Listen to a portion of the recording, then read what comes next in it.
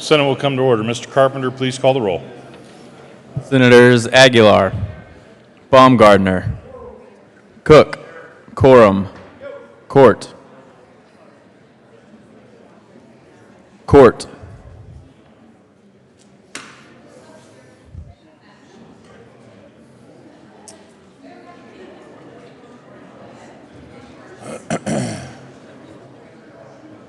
Excused.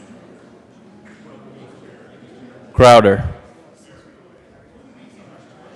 Donovan, Finberg, Fields, Garcia, Gardner, Guzman, Hill, Holbert, John, Jones, Kagan, Kafalis, Kerr, Lambert, Lumberg, Marble, Martinez-Humenic,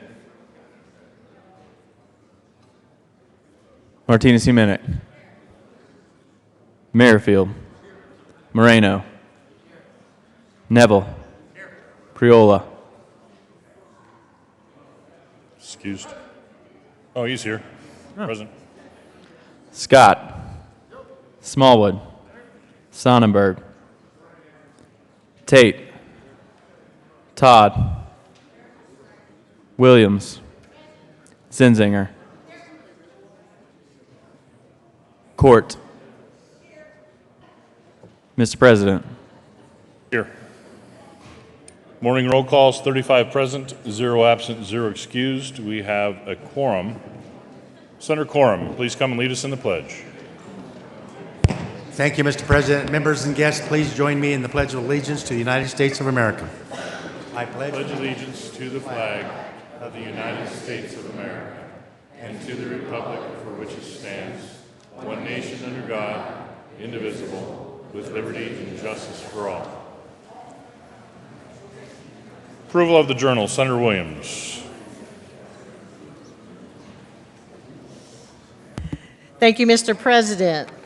I move that the reading of the journal for Wednesday, March the 29th, 2017, be dispensed with, and that the journal be approved as corrected by our awesome secretary. You've heard the motion. Is there any objection? Seeing none, the motion is adopted. Senate Services. Correctly printed, Senate Bill 268, 269, 270, 271, 272, 273, and 274, Senate Joint Resolution 27. Correctly engrossed, Senate Bill 214, 233, 237, 239, 241, 244, 254, 255, 256, 257, 258, 259, 260, 261, 262, 263, 264, 265, and 266, Senate Joint Memorial 2. Correctly re-engrossed, Senate Bill 209, 218, 231, 234, 242, 245, and 246. Correctly revised, House Bill 1115, 1184, 1194. Correctly revised, House Bill 1049, 1104, 1126, 1173, 1174, 1193, 1220. Correctly enrolled, Senate Bill 65, 97, and 100. Okay.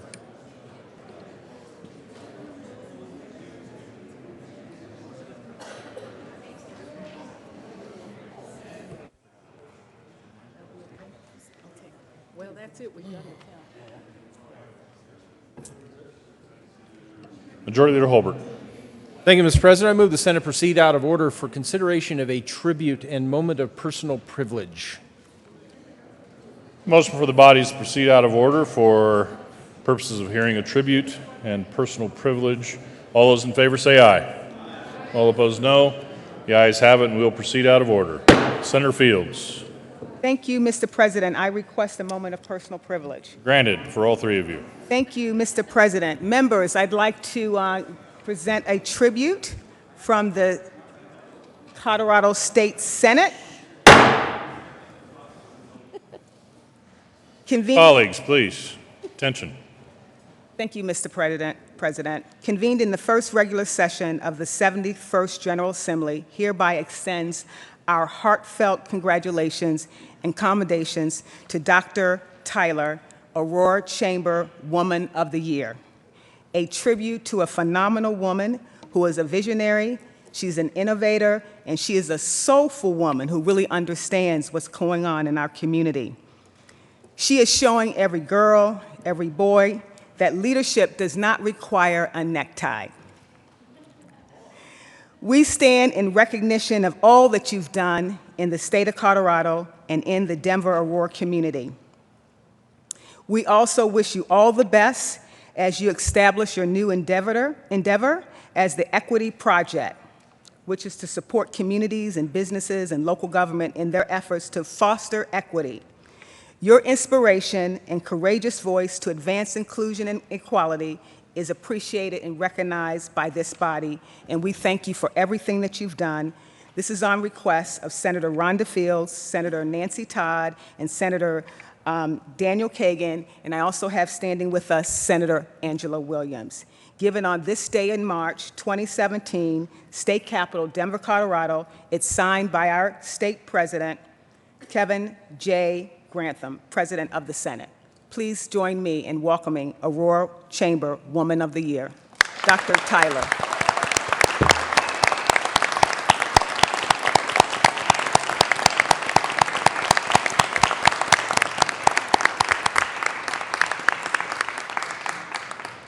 Senator Todd. Thank you, Mr. President. Good morning, colleagues. It doesn't seem that long ago that we were saying good night, but now good morning.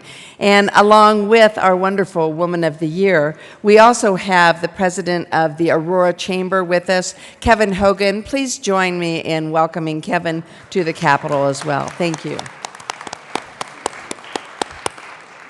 Senator Williams. Thank you, Mr. President. And members, I want to stand in support of this tribute to Our Lady of the Year and thank our tribute sponsors.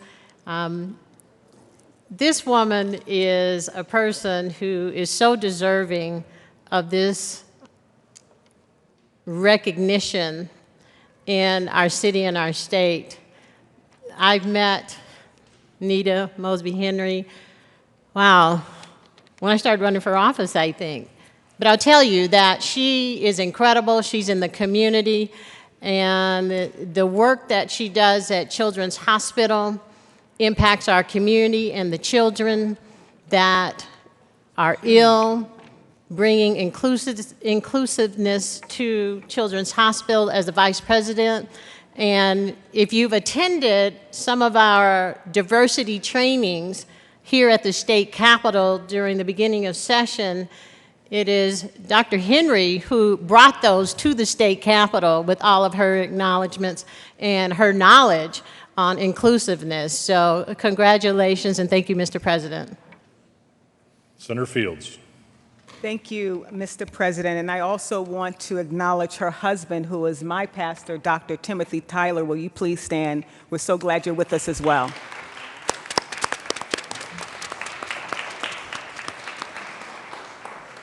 Senator Kagan. Thank you, Mr. President. I'd just like to say that we are so honored to be here in the presence and the company of Dr. Tyler, and a great lady who's done and continues to do great things for our community, and it's such an honor and a privilege to have you here. Thank you. Thank you, Senators.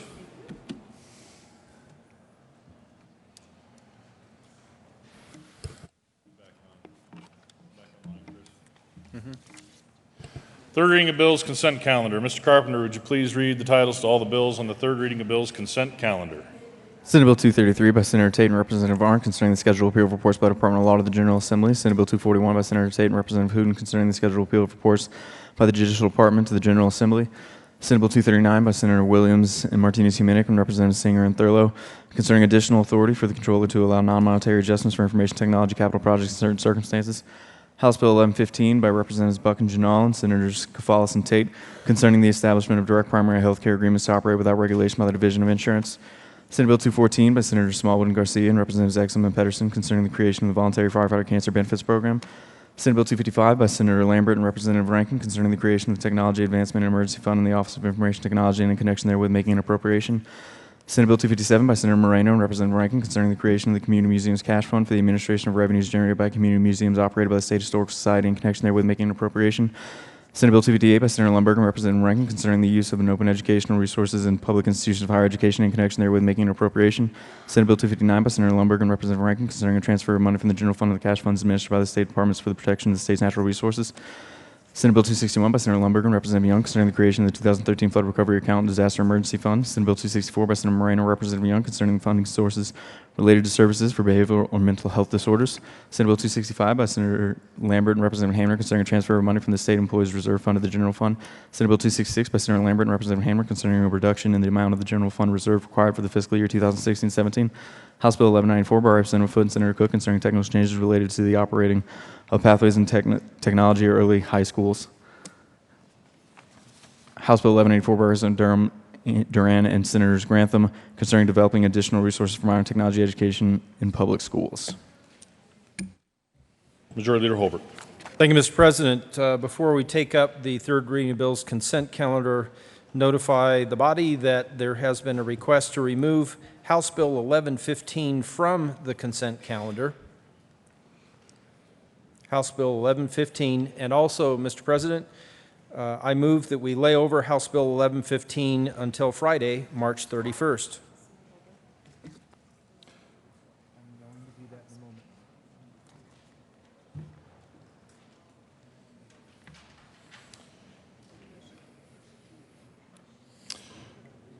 House Bill 1115 is removed from the third reading of bills consent calendar. The motion before the body is to lay over House Bill 1115 till Friday, March 31st. All those in favor say aye. Aye. All opposed, no. The ayes have it, and that will be laid over. Majority Leader Holbert. Thank you, Mr. President. At the very end of the third reading consent calendar, House Bill 1184, there has been a request for that bill to also be removed from the third reading calendar. Mr. President, I just ask that we place that at the end of the third reading of bills calendar. 1184. Please do note that the bill listed before it is 1194. And for those like me who struggle with dyslexia, you want to make sure you have the last bill on the list. House Bill 1184 will be removed from the consent calendar. He said carefully.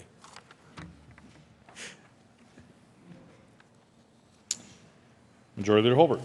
Thank you, Mr. President. I move the remaining bills on the third reading of bills consent calendar, consisting of Senate Bills 233, 241, 239, 214, 255, 257, 258, 259, 261, 264, 265, 266, and House Bill 1194. The motion before the body is the adoption of all the bills on the third reading of bills consent calendar. Are there any no votes on any of the bills on the third reading of bills consent calendar?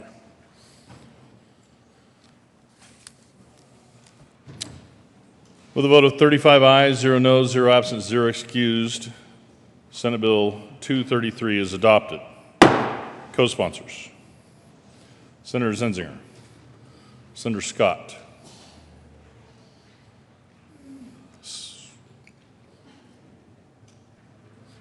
Senator Crowder. Is everybody awake? With a vote of 35 ayes, 0 noes, 0 absent, 0 excused, Senate Bill 241 is adopted. Co-sponsors: Senator Zenzinger. With a vote of 35 ayes, 0 noes, 0 absent, 0 excused, Senate Bill 239 is adopted. Co-sponsors: Senator Tate. With a vote of 35 ayes, 0 noes, 0 absent, 0 excused, Senate Bill 214 is adopted. Co-sponsors: Senator Kafalis, Senator Zenzinger, Senator Jones, Minority Leader Guzman, Senator Fenberg, Senator Kerr, Senator Donovan, Senator Kagan, Senator Moreno, Senator Aguilar, Senator Williams, Senator Todd, Senator Merrifield, Senator Crowder,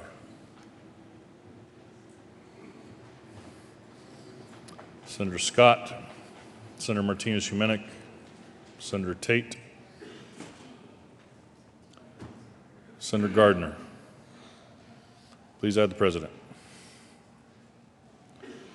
With a vote of 35 ayes, 0 noes, 0 absent, 0 excused, Senate Bill 255 is adopted. Co-sponsors: Senator Zenzinger, Senator Tate, Senator Crowder, Senator Kerr, Senator Martinez-Humenick, Senator John, Senator Todd,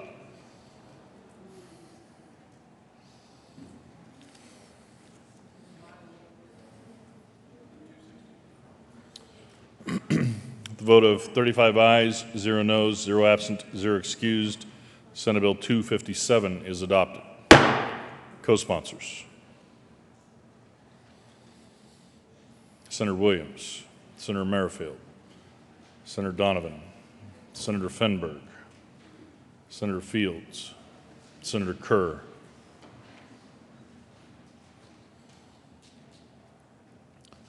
please add the President.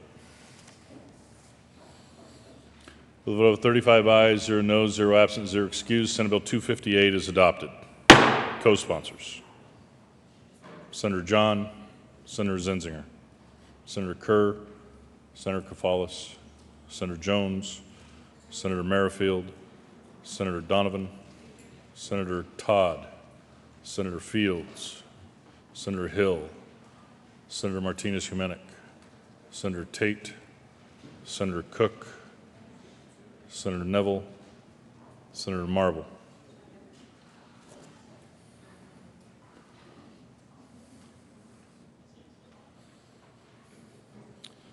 With a vote of 35 ayes, 0 noes, 0 absent, 0 excused, Senate Bill 259 is adopted. Co-sponsors: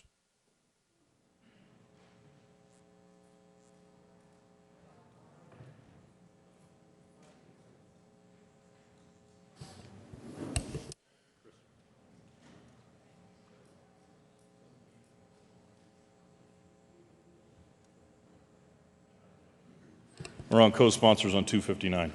Senator Crowder, Senator Martinez-Humenick, Senator Donovan, Senator Tate, Senator Kafalis, Senator Jones, Senator Merrifield, Senator Fenberg,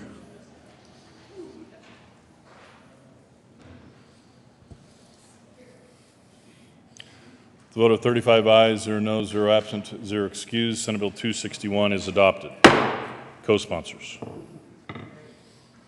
Senator Zenzinger, Senator Kafalis, Senator Aguilar, Senator Fenberg, Senator Merrifield, Senator Garcia, Senator Donovan, Senator Fields, Senator Jones, Senator Todd, Senator Kerr, Senator Hill, Senator Cook, Senator Crowder, Senator Martinez-Humenick, Senator Tate, Senator Lambert, Senator Neville, Senator Marble. Please add the President. With a vote of 35 ayes, 0 noes, 0 absent, 0 excused, Senate Bill 264 is adopted. Co-sponsors: Senator Zenzinger, Senator Kafalis, Senator Williams, Senator Todd, Senator John, Senator Fenberg, Senator Martinez-Humenick, Senator Kerr, Senator Donovan, Senator Fields, Senator Jones, Senator Garcia, Senator Tate, Senator Merrifield,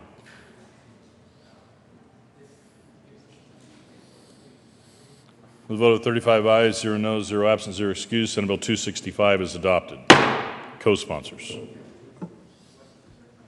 Senator Garcia,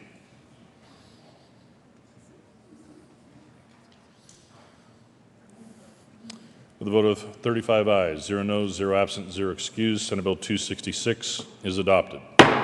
Co-sponsors: Senator Crowder,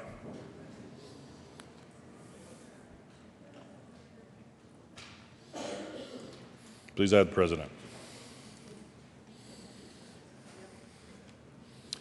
The vote of 35 ayes, 0 noes, 0 absent, 0 excused, House Bill 1194 is adopted. Co-sponsors: Senator Martinez-Humenick, Senator John, Senator Fenberg, Senator Moreno, Senator Zenzinger, Senator Jones, Senator Donovan, Senator Court, Senator Kerr, Senator Merrifield, Senator Todd, Senator Williams, Senator Tate, Senator Fields, Senator Kafalis, Senator Hill, Senator Lambert, Senator Gardner, Senator Garcia. Please add the president.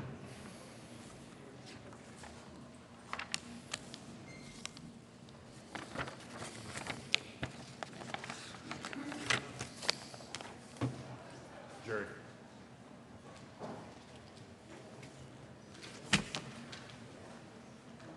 Vicky. Third reading of bills.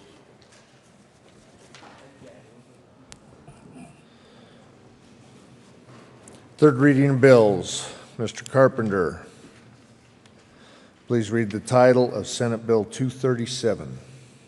Senate Bill 237 by Senator Gardner and Marble, concerning the age of employees permitted to sell alcohol beverages at specified establishments licensed to sell alcohol beverages for consumption on the licensed premises.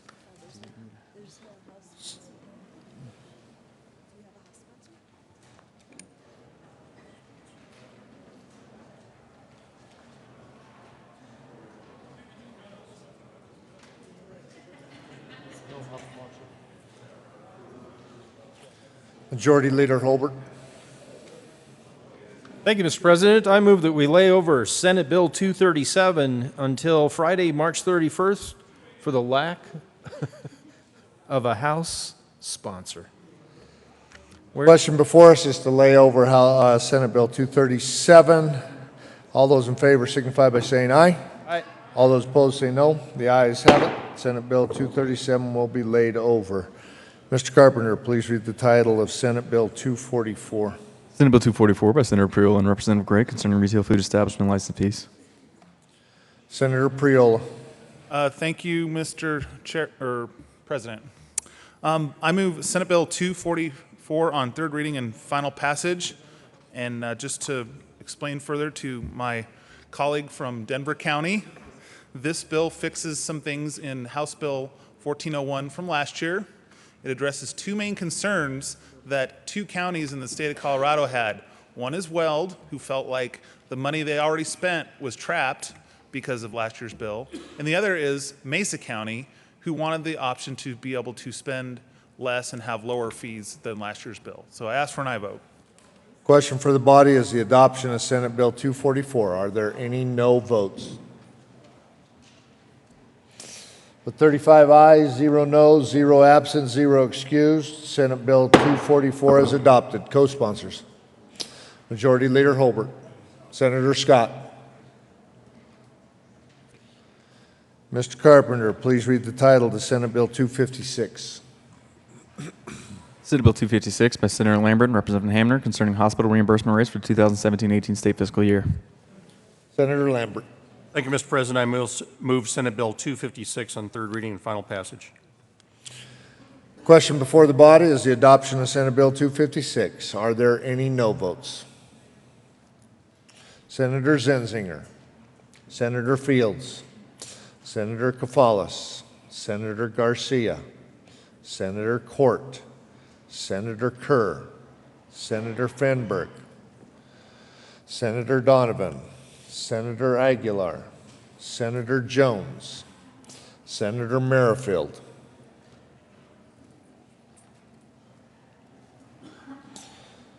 with 24 aye, 11 no, 0 absent, 0 excused, Senate Bill 256 is adopted. Co-sponsors.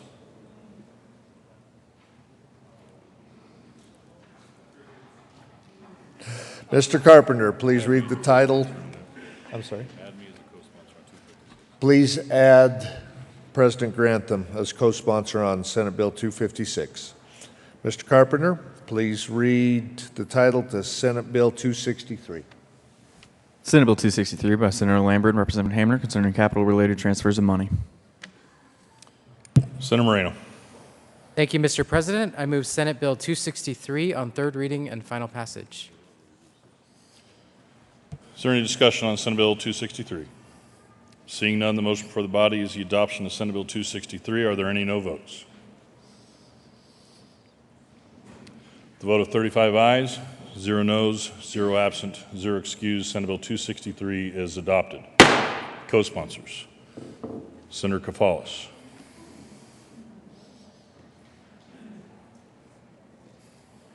Mr. Carpenter, please read the title of the Senate Bill 260.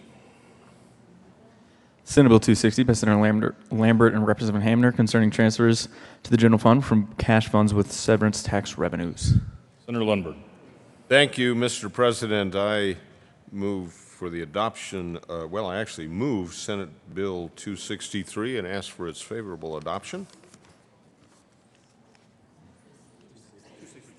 How about 260? 60 is what we're on. I move 260. There we go. We'll do that one too. While we're at it. Whatever. The motion is for the adoption of Senate Bill 260 on third reading. Is there any further discussion? Seeing none, the motion before the body is the adoption of Senate Bill 260. Are there any no votes? Senator Donovan. Senator Zenzinger. Senator Cook. With 32 ayes, 3 noes, Senator Neville will be a no vote. 31 ayes, 4 noes, 0 absent, 0 excused. Senate Bill 260 is adopted. Co-sponsors. Mr. Carpenter, please read the title of Senate Bill 262. Senate Bill 262 by Senator Lambert and Representative Hamner concerning the transfer of money from the general fund to cash funds that are used for the state's infrastructure. Senator Moreno. Thank you, Mr. President. I move Senate Bill 262 on third reading and final passage. Is there any further discussion? Seeing none, the motion before the body is the adoption of Senate Bill 262. Are there any no votes? Senator Donovan. The vote of 34 ayes, 1 no, 0 absent, 0 excused. Senate Bill 262 is adopted. Co-sponsors. Senator Kafalis. Senator Williams. Senator Todd. Senator Crowder. Senator Martinez-Humenick.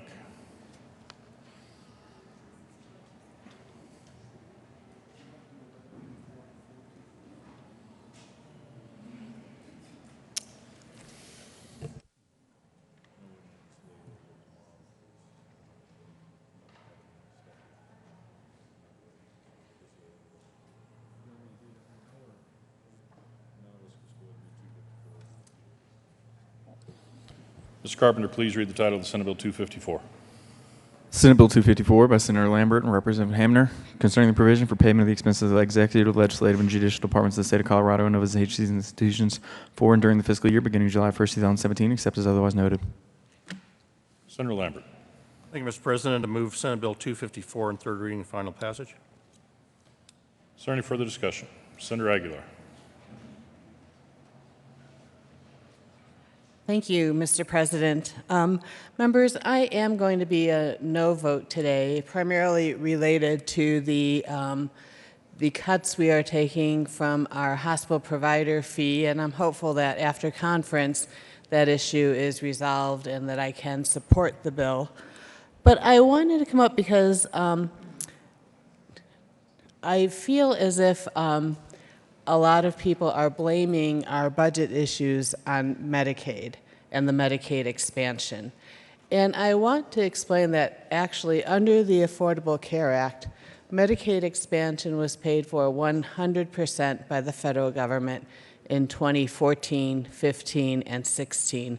And starting in this year, our percentage goes up very slightly, but that percentage is actually paid for by the hospital provider fee. And so it is, I think, misdirected frustration to say that our budget issues are related to Medicaid expansion. I think what we really need to think about is how we have 1.2 million Coloradans who live in poverty in our state.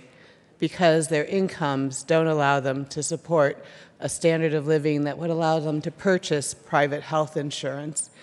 And that if we really want to try and see a cut down in the number of people on Medicaid, we will need to see what we can do to help people improve their job prospects, their hourly wages, and the benefits that they're provided by their employers.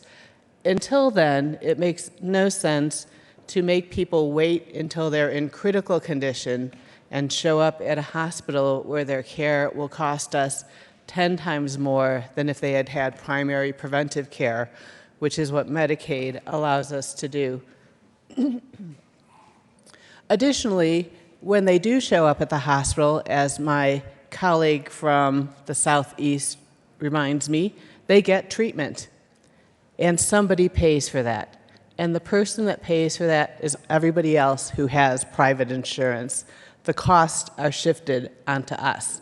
And so there is no free lunch until we become a country that puts little tattoos or implants on people, and if you don't have the implant indicating you have a source of coverage, we're going to let you die outside the door. And I hope that never happens. And so I also want to point out that although our population has expanded greatly on Medicaid, the cost drivers in Medicaid are actually people like my daughter who are unfortunate enough to be born with severe disabilities and are unable to provide for themselves. And I'm grateful that we have this safety net for people like her. And our elderly folks who have retired with not enough money and now require full-time care. And Medicaid is there as a safety net for them as well.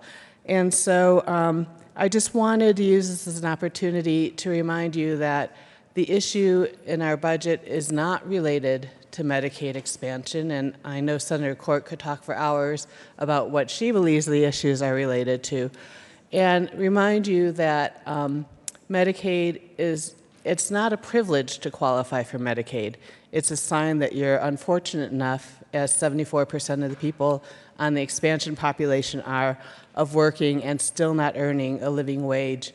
And really it's our opportunity to try and control health care costs and provide our most vulnerable people with the safety net that they need to live a life of dignity.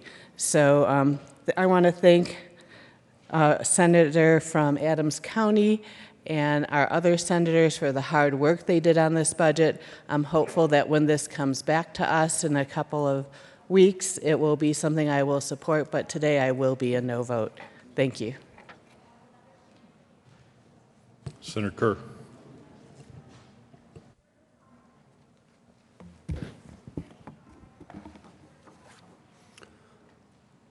Thank you, Mr. President. It's been said that a budget is a moral document. That is not what we bring before the people of Colorado today. This is not a statement of our principles. This is an admission of failure, not as individuals, but as an institution. We were sent here to make tough decisions and reach wise compromises. I see clever accounting tricks, but I do not see the wisdom that I know we are all capable of. Our children deserve world-class educations, but rather than fulfill our promises to them, we invent ways to give less than the Constitution requires. We sigh out that proper funding is impossible and resign ourselves to finding compromises between what we cannot do and what we should not do. We accept our poverty and mortgage our future. The accounting trick called the negative factor allows us to cheat our schools. It may be legal, we may think it necessary, but it is not honest. It has cost schools in Jeffco $558 million since 2009. It has cost schools in Adams County $604 million. Statewide, it has stolen $5.8 billion in lost revenue. Not from me and you, but from our kids. budgetary sleight of hand reflects nobody's values. And yet this budget continues to dig that hole deeper. Why do we feel this is necessary? Because even in times of abundance, we find excuses to starve. Steady and reasonable fiscal constraint is indeed the will of the Colorado voters. They do not wish for us to be wasteful or careless with their money. We all accept that. We all embrace that. But I've spoken with thousands and thousands of voters in my district and in some of yours as well. And I've never heard one say that the convoluted interaction of Gallagher, Tabor, and the hospital provider fee had anything to do with their will. Reasonable efforts to compromise were offered last night. Funding full-day kindergarten, supporting the National Renewable Energy Laboratory, expanding contraception coverage, and many, many, many more. Almost all were rejected on mostly partisan lines. The hardworking families of Colorado might not care a lot about the nuances of the state constitution, but they know that when we close rural hospitals, people die. Real people are suffering, and part of that is in their bodies, but part of that is in our laws. If we refuse to address access to care and educational opportunities across all of Colorado, then we become as much a threat to our citizens' health as any disease. This budget could speak to the challenges that face Colorado. Instead, it needlessly ties its own hands and then complains that good roads, hospitals, and schools are something for other states' children, not our own. By investing now when our economy is strong and growing, we can build the infrastructure needed to extend our growth well into the future. We can do better than this bill. I respect the hard work and bipartisan effort that brought us this far. Let's keep at it and do this right. Until then, I urge a no vote on Senate Bill 254. Senator Jones. Thank you, Mr. President. Well, members, I thought about this day earlier this year in the summer and fall when I was talking to parents and teachers and school board members who universally told me that why don't we prioritize education in this budget? Why do we keep the great amount of money that was not spent on schools and during the Great Recession, the so-called negative factor, the same way? And I told them that I would work on that because education is the future of our state. It is the opportunity for regular people to get ahead. And when you don't adequately fund it, you have problems. And what it means when we don't invest more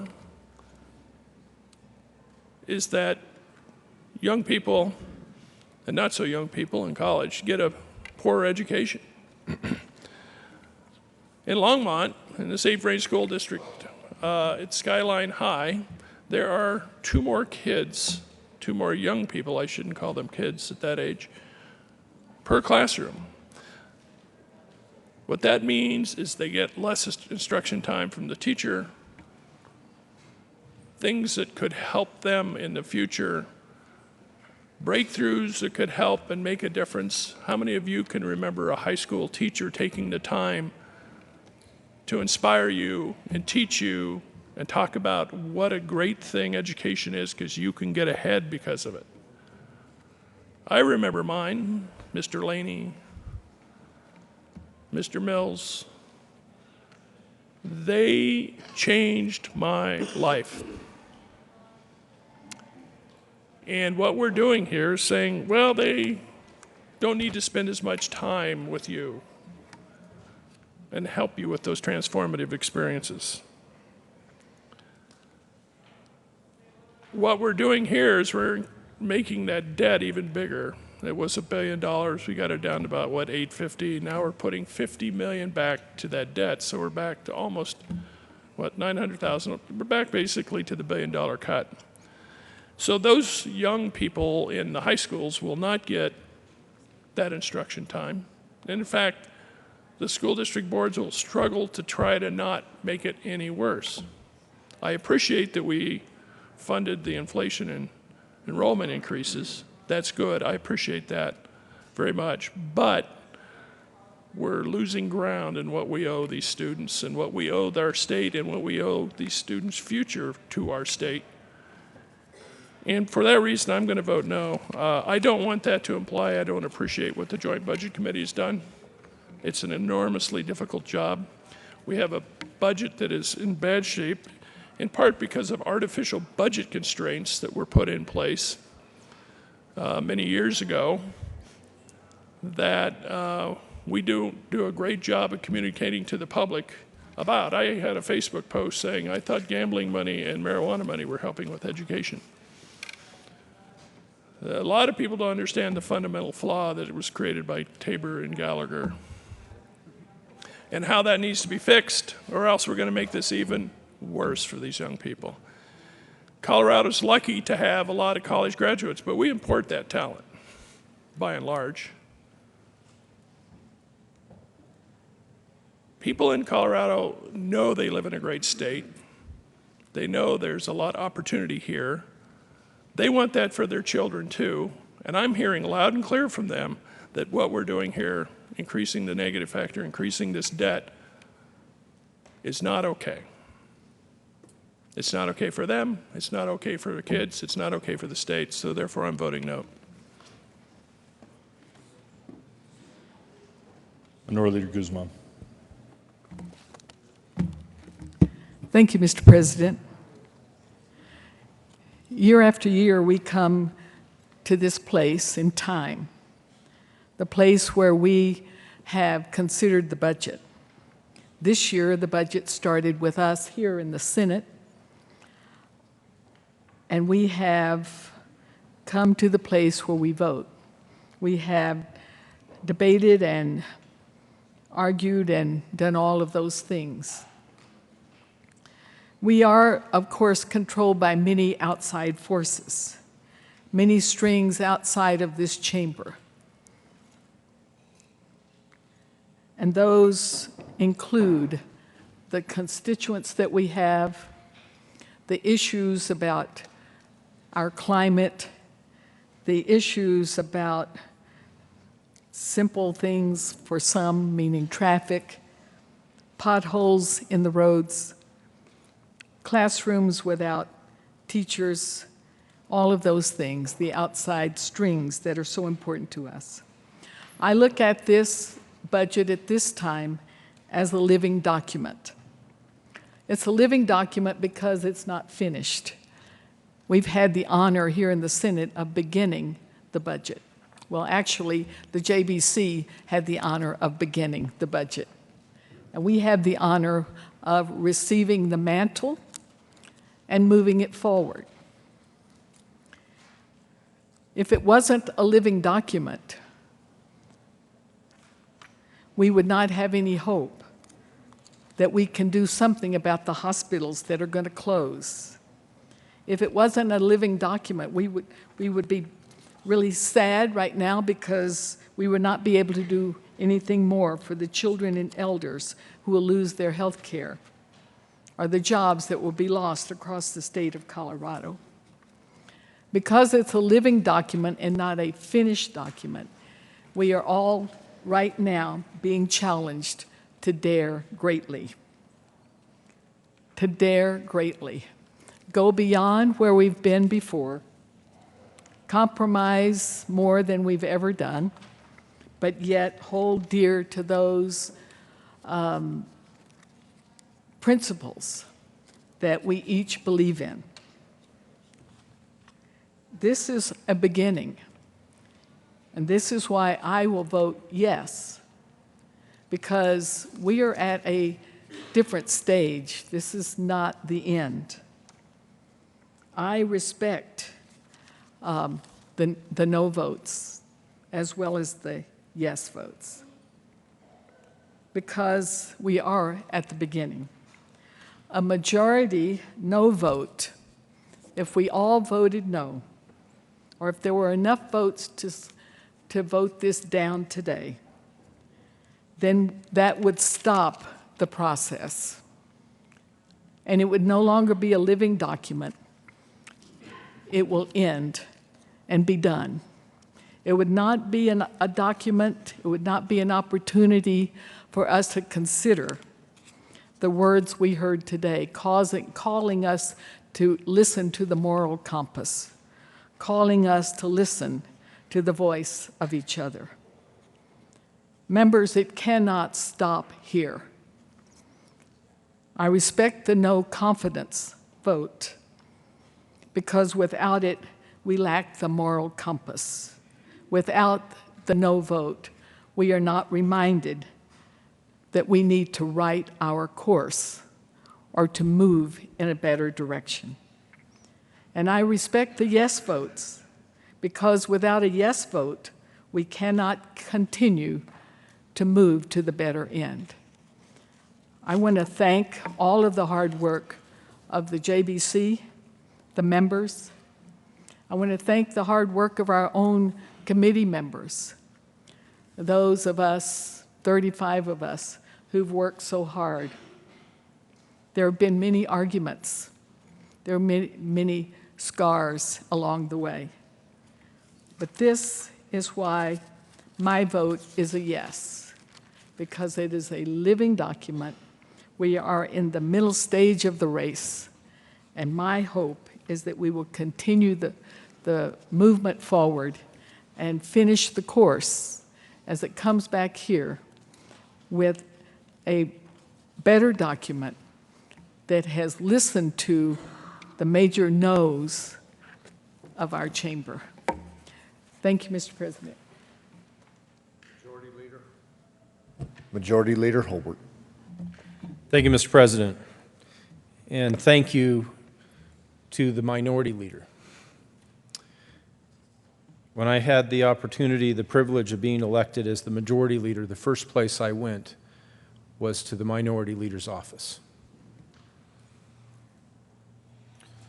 The opportunity to sit across this aisle from her is an immense honor, a privilege. She has immeasurable character,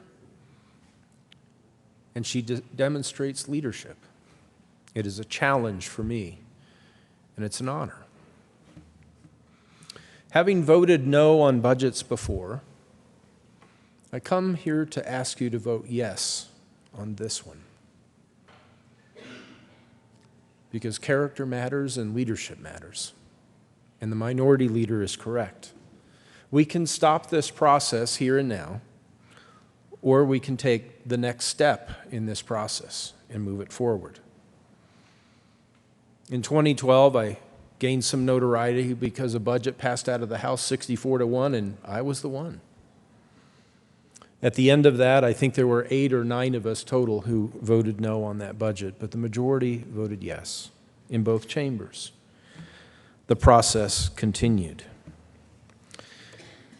Like the Minority Leader, I want to thank the members of the Joint Budget Committee who have spent months working together, 3 Republicans, 3 Democrats, 3 from the Senate and 3 from the House, who have had to make tough choices, tough decisions. I experienced that yesterday because there were things in the original budget that I was relieved to see didn't actually make it in that budget. There were things that the JBC did not agree on 3-3, and therefore they were not included in this budget.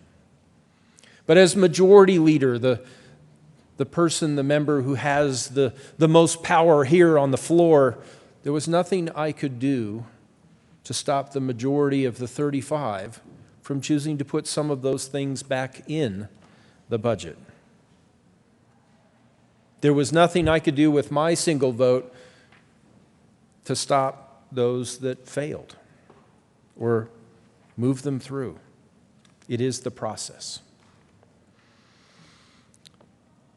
Having served on the Education Committee in the House for 4 years and here for 2, it's something that I miss, and it's something that I think we all hear about from our constituents probably more than anything else. Prioritize education. Prioritize K through 12. Give our kids the best opportunity that we can. Every year that I've been here, the number one priority in every one of those budgets, whether I voted yes or no, has been and is today K through 12. This year, the total general fund allocation for education is $4,150,953,140. $4.1 billion out of how much? Well, 10.6. It's the number one priority. The total allocation, long bill allocation this year is $5.7 billion. We are using $386 million more of our general fund for K through 12 this year than we did last year. We are at or above the constitutional requirement. Thank you, JBC. Thank you to all 35 members of this chamber who brought this bill through second reading here to our final vote in this chamber, at least in this stage of the process, having increased funding for K through 12 again. Again. Every year since 2011. It's been the number one priority. It is today, and K through 12 funding has increased every year. Not just total funding, but per pupil revenue. Thank you, members, and thank you to the people of Colorado for paying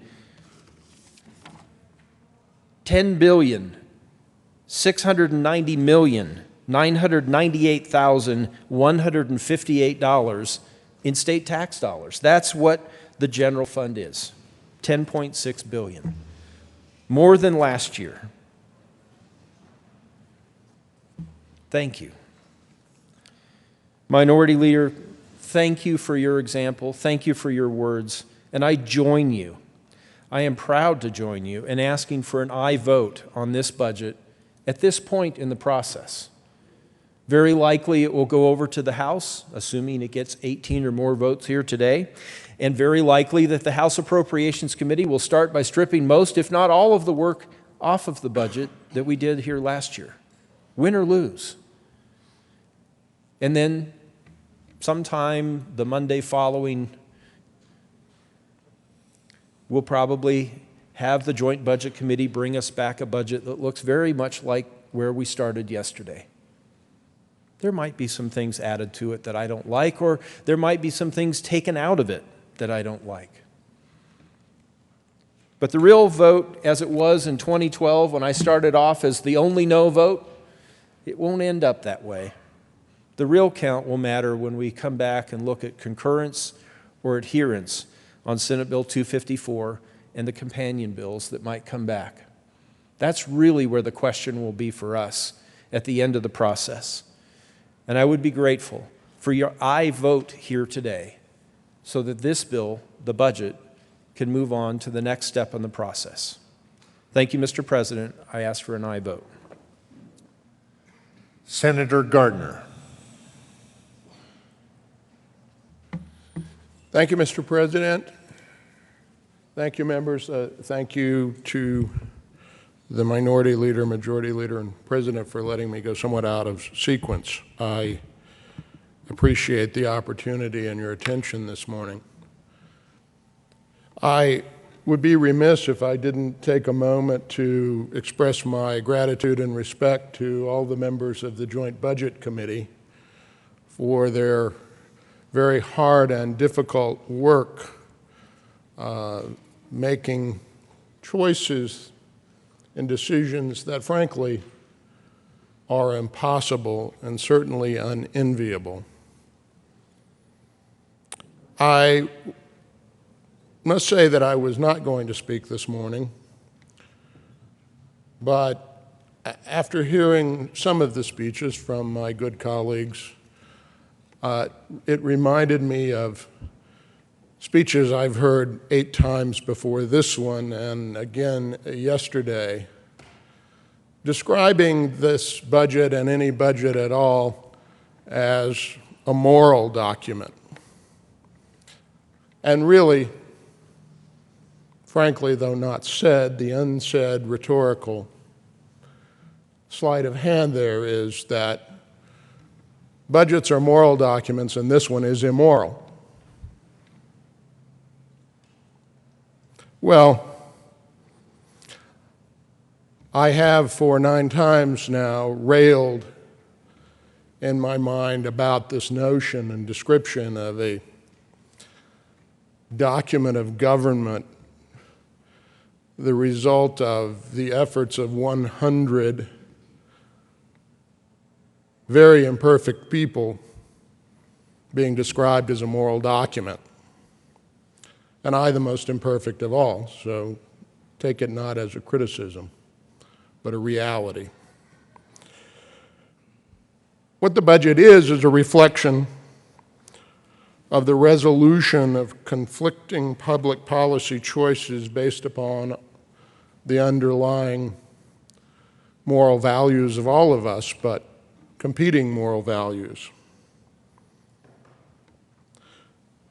It is an act of perhaps conceit for me to look at any of you today, however you will vote on this budget,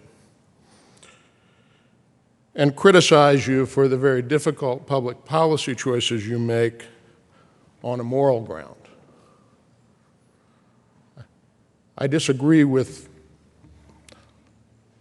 all 34 of you and the 65 over there on several of your policy choices, which makes me an extreme minority. For instance, is it moral to allow the poorest and neediest among us, many through no fault of their own, to go without? No, you say, of course not. Of course not. And so we endeavor in this budget to provide for them. But, just to make the point, perhaps too finely, is it moral for a government using the force of the state to extract the resources from some of those same people to provide for the needs and even the wants of others? Well, we do that. We do that. Or is it moral to allow any of those funds that we take from our citizens to be used in the least bit wasteful or inefficient way? Well, we do that. We don't want to do that. I think all of us rail against it, but it happens. So I rail at the notion that it is a moral document. I appreciate the minority leader's description of it as a living document of difficult, sometimes impossible public policy choices.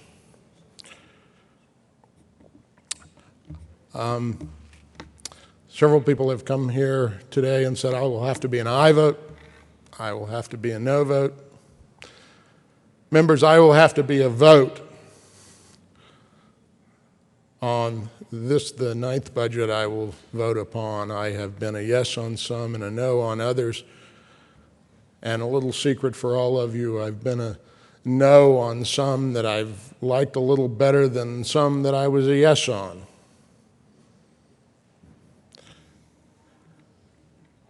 That's because we have the responsibility of governing, and sometimes the responsibility of governing causes us to make choices that are less than perfect.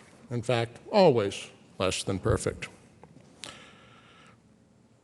Let me take a moment, and I may be reaching my time, though, quickly to say what my concern with this budget is.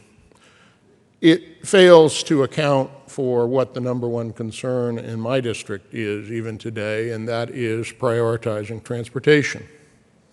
Is that a moral choice? Well, I don't know. When every single constituent that passes you on the street on your way to the legislature says, "Good luck, Bob," because they don't call me the senator from El Paso County when they see me. They say, "Good luck, Bob." But solve that problem. That's the one they want solved. Well, there was a time when we only allowed the general fund to grow by 6%, or the expenditures, and we took what was over that by the brilliance of Senator Ron May, and we used it for transportation and capital construction. But that went away, and we have not prioritized it. And you may say, but what about all of those other things? Well, those same constituents with those same needs use those same roads to get to school, to get to hospitals, to get to their jobs. And it may be that getting to their job is what allows them to be a productive citizen for their families, for their communities. And that, too, could be described as a moral choice. It is really a public policy choice, and I suggest that we must, even as this budget continues to live, make that choice because of the priorities of government. It is the infrastructure to allow people to do all of the other things that have been described here. I respect each of your votes on this bill. I ask you to simply recognize that the person sitting next to you or across from you is not making some different moral choice than you, but making a different and an equally difficult public policy choice. Thank you. Senator Hill.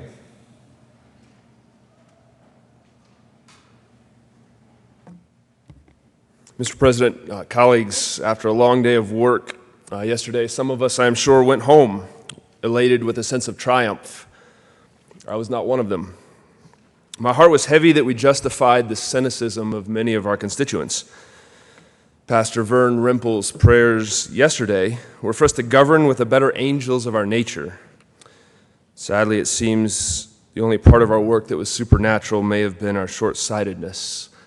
JBC delivered to us a hard-fought, hard-worked starting point, and then in a toxic combination of partisan politics and lackadaisical judgment, we took millions of dollars away from rural hospitals while at the same time starting an inevitably Denver-based government housing project. Those of us who claim to speak for rural Coloradans ought to be a little embarrassed when we go home this weekend. We failed to put our own differences aside for the good of our state by voting twice to cut judicial pay just because of a petty squabble over where that money should go, whether it should be spent responsibly in accordance with what every single one of our constituents have said on transportation, or whether we should just launch it into the black hole of the general fund. Voters passed Proposition 106 overwhelmingly on the assumption that it would reduce the role of government in our lives, and we proved, sadly, the voracious appetite of government to grow and to grow and to grow when we voted to increase government spending for a program sold as a way to reduce government. Going farther, we took the highly complex task of a survey, a task that dozens of foundations and nonprofits already do, can do, will do, routinely do, and decided that government would do it better. Voting instead to spend taxes on our small businesses and struggling neighbors unnecessarily.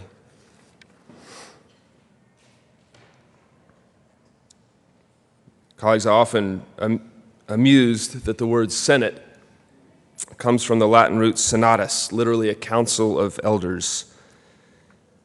Yet at the same time, I think we proved yesterday why it also shares the same root as the word senile.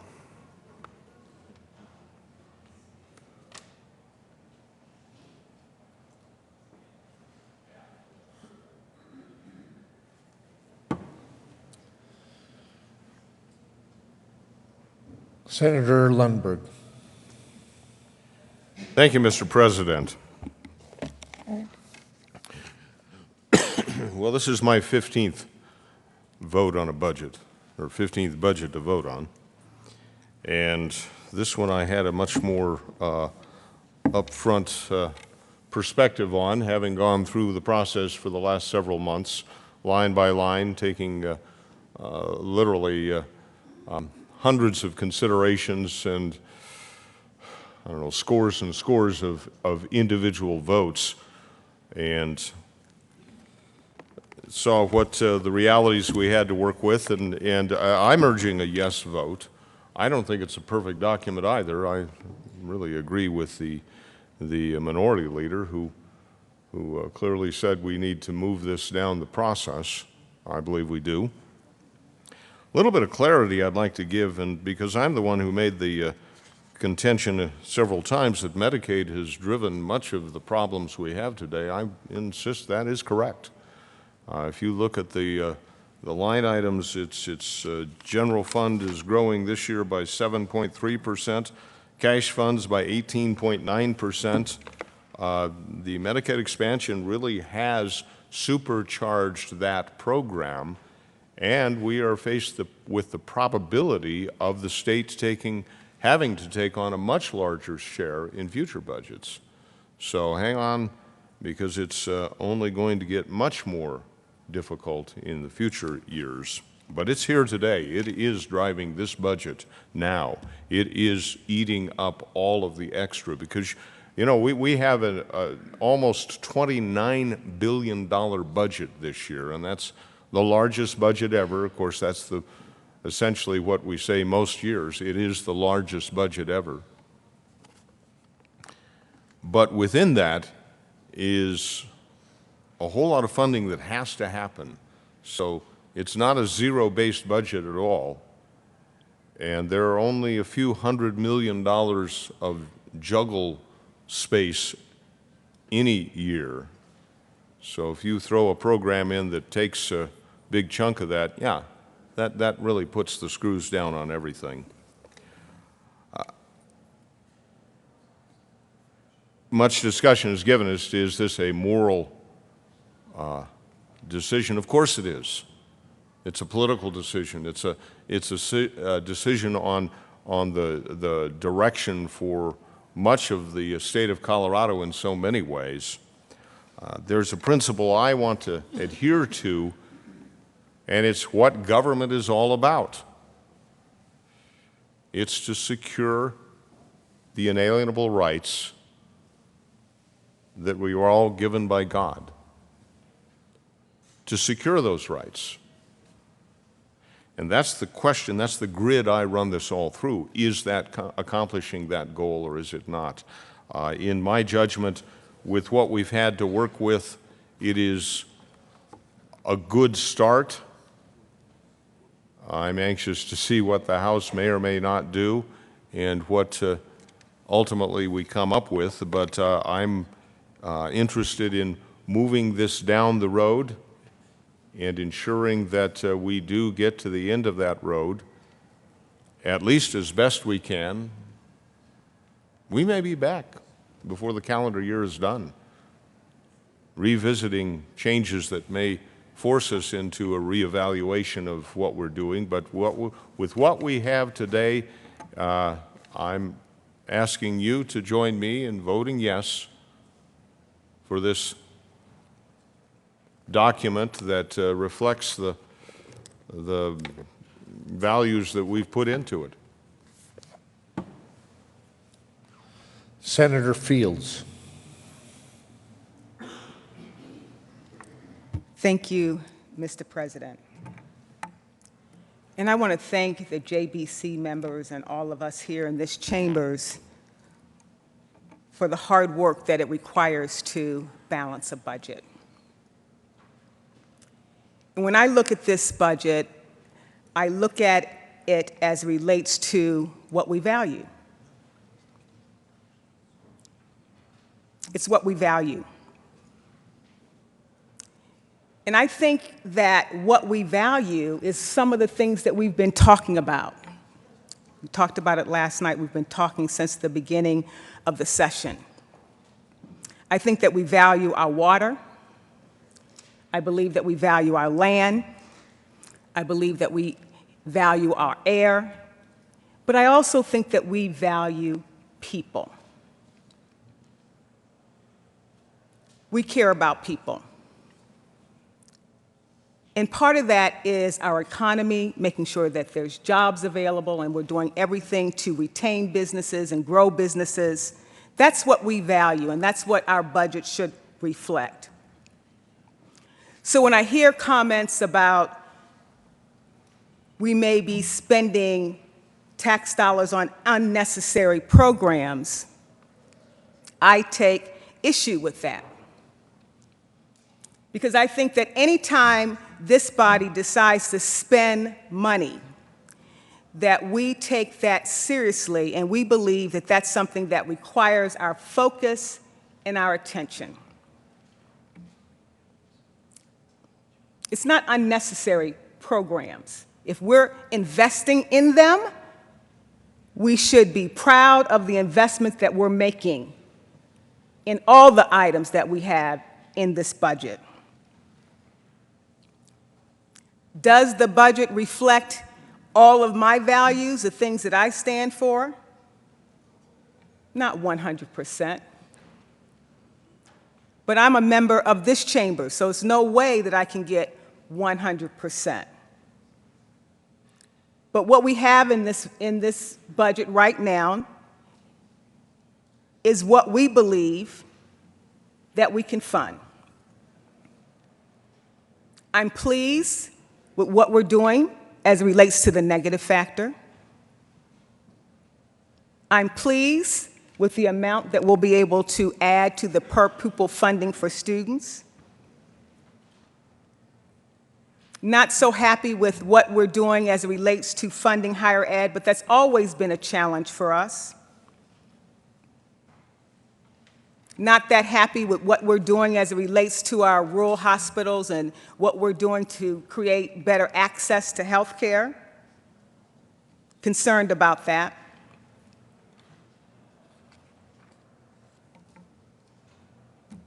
I'm pleased with what we're doing as it relates to public safety, what we're doing to address behavioral health.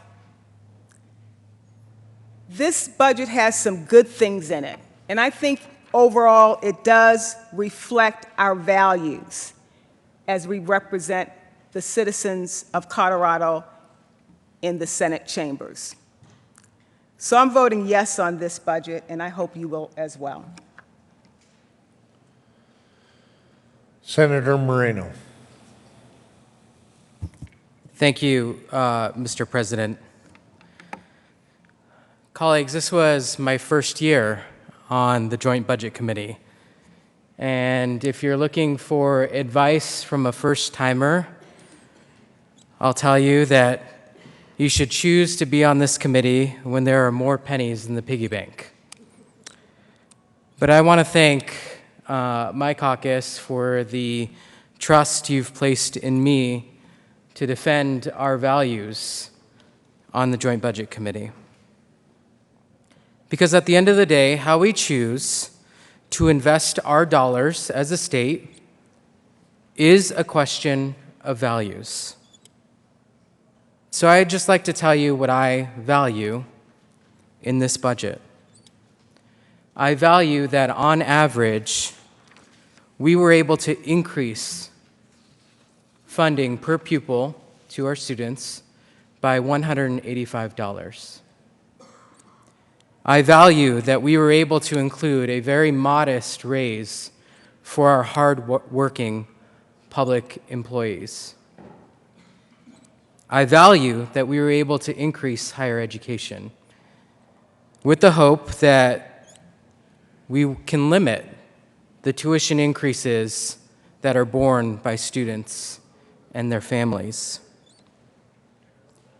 And I value that we maintained our commitment to our elders by keeping the senior homestead property tax exemption intact and not balancing the budget on the backs of our seniors. Many refer to this committee as the all-powerful Joint Budget Committee. Part of it is because there is a lot of power and responsibility in serving on this committee.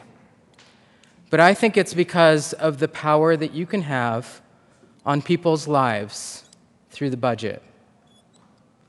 One of the things that may have not immediately jumped to your attention in the budget was a very small increase that I was able to advocate for to increase the number of screenings, mental health screenings, that are offered to mothers who are at risk of postpartum depression. It's not something that's going to jump out at you in a $28 billion budget, but I was able to advocate for those mothers and for that constituent that came to me and told me her story of postpartum depression and how she fell through the cracks of our healthcare system. That's the power that we're talking about when we call the Joint Budget Committee the all-powerful Joint Budget Committee. So I hope that you will support this budget. It's not perfect, but it is a question of our values. And I think those values were upheld in this budget.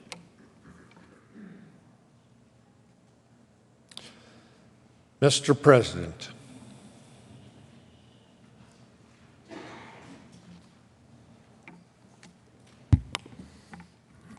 Thank you, Mr. President.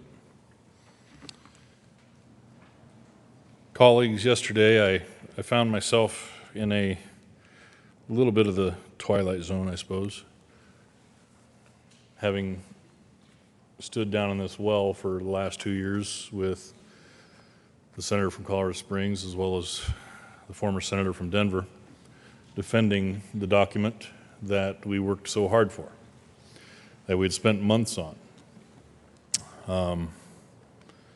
day in and day out across the street. And that's, of course, what we saw yesterday with the members of the Joint Budget Committee defending their work. It's not an easy thing, folks. I hope you realize what they go through each year when they come into this chamber or the chamber across the way. And the work that they've done for the last 4 or 5 months,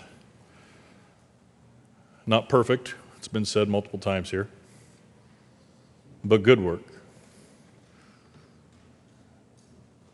And then have it handed back to them, so to speak, and told repeatedly, yeah, this is good, but. And I get that. So I found myself in a little bit of a twilight zone yesterday because I find myself in that position. I'm understanding what they've been doing, where they've been, some of the difficult decisions that they've had to make. Having to sit and listen to all the hearings and briefings since November. I will add my voice to the chorus of those that applauds them for everything that they have done and everything that they still have to do. They still got work ahead of them. And it's much of the work that we gave them yesterday. They get to continue on working on some of these things. And the House still has to have their say in this as well. I thank you all.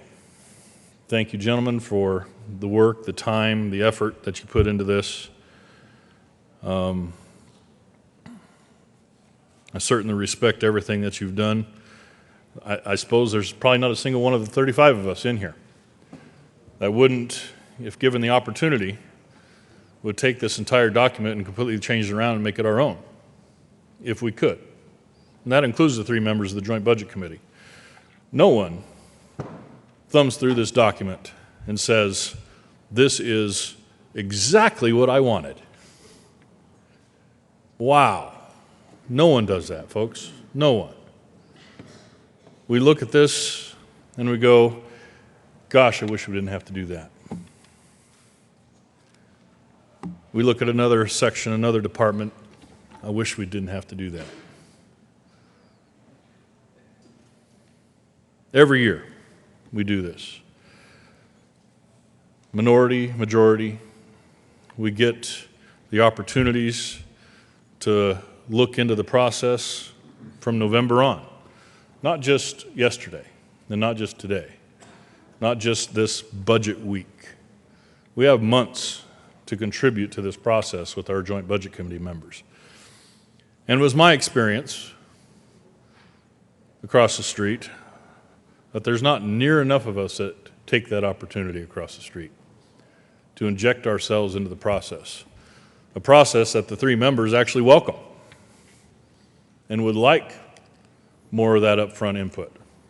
I remember, I think it was 2 years ago, the majority leader, the current majority leader, took advantage of that opportunity and came and talked to I think all 6 members of the Joint Budget Committee to talk about a certain thing that was of interest to him and his district that involved the budget. And he got us on board ahead of the game. And we were able to include that up front because he got involved. We need to be, I think, more involved up front instead of lobbing the proverbial bombs once we get to second reading. That's part of the process. I get that. It's part of our right as the 35, right? Where we get to do that. And I was honestly no different yesterday, I suppose. I had my amendments along with the senator from Adams County and the senator from Aurora. We didn't get ours on. There were many adjustments, amendments that were offered yesterday, 46 in total. Some of them not actually run, but certainly they were on our minds, all 46 of them, things that we could do, things that we could change, things that we could make it more our document as an individual, maybe for our districts, maybe for our constituents, maybe for other purposes, but attempts nonetheless. Many words said up here so far, and not only do I add my voice to the chorus of praise for the JBC and the work they've done, but also to the majority leader and the minority leader for the words they said and the work they did yesterday. This is not easy on the JBC down here, but you watch the majority leader and the minority leader in action during second reading on a bill like that, and you get tired watching because they're busy and they're working. And I appreciate that, guys. Appreciate your words down here talking about this bill, this document, this imperfect work that we get to vote on here soon. The good senator from Colorado Springs mentioned the words moral document that were mentioned earlier this morning. I don't know. It is the product of 100 imperfect people, like he said. It makes it difficult to determine, in my opinion, whether that makes it moral. I don't know if it's an immoral document either. It is a bill.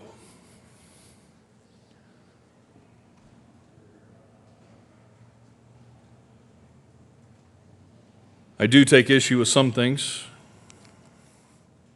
that I've heard. We can say we applaud, we can say we respect the work that's been done. And then, in an offhanded way, say completely the opposite. Talking about budgetary sleights of hand, when there was no sleight of hand, there was nothing sneaky, there was nothing underhanded being done. Everything was completely upfront, and to accuse otherwise is wrong.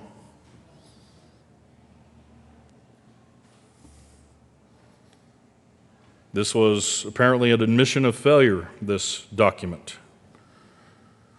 No, this is a culmination of months of work and difficult decisions, but not an admission of failure.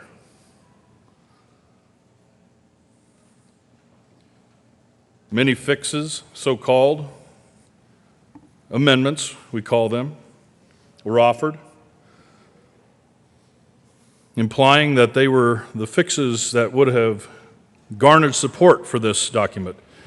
But all the problems that are given for, and the reasons for voting no against this budget that I've heard,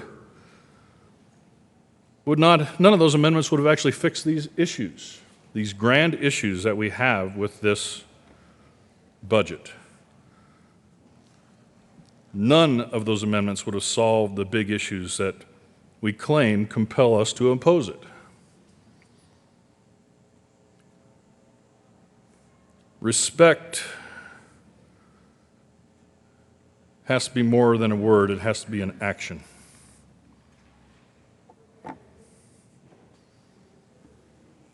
We've had months to offer solutions. I will go into my next 10 minutes, Mr. President. Granted. It's easy to offer pedantry and platitude up here at the well. It's tough to do something that is difficult and offer actual solutions to the problems that face this state. Some amendments were rejected, including one that I was on. Several I was on. Okay, that's fine. I get it.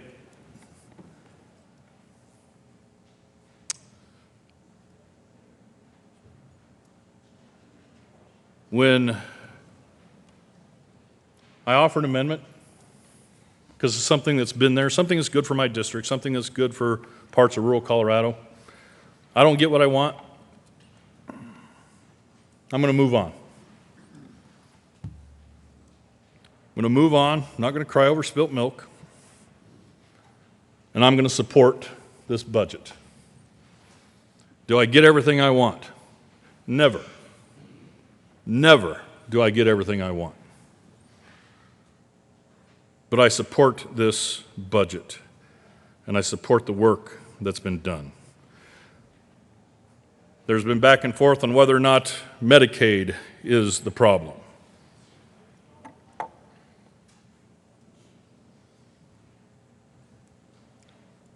Two years ago, my predecessor in this office stood at this well and said, "We budget to current law." We budget to current law.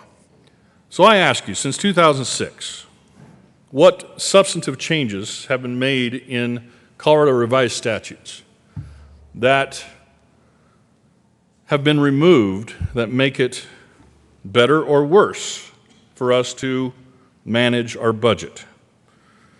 Has more been added as far as Medicaid expansion, or has that been taken away? It's been added. The changes that have occurred in our budget process since 2006 are the ones that we face right now. They haven't been taken out from over here. They still exist in current Colorado statute. Those spending increases, those enrollment increases, those automatic drivers for our budget are still there. And we have to budget to them.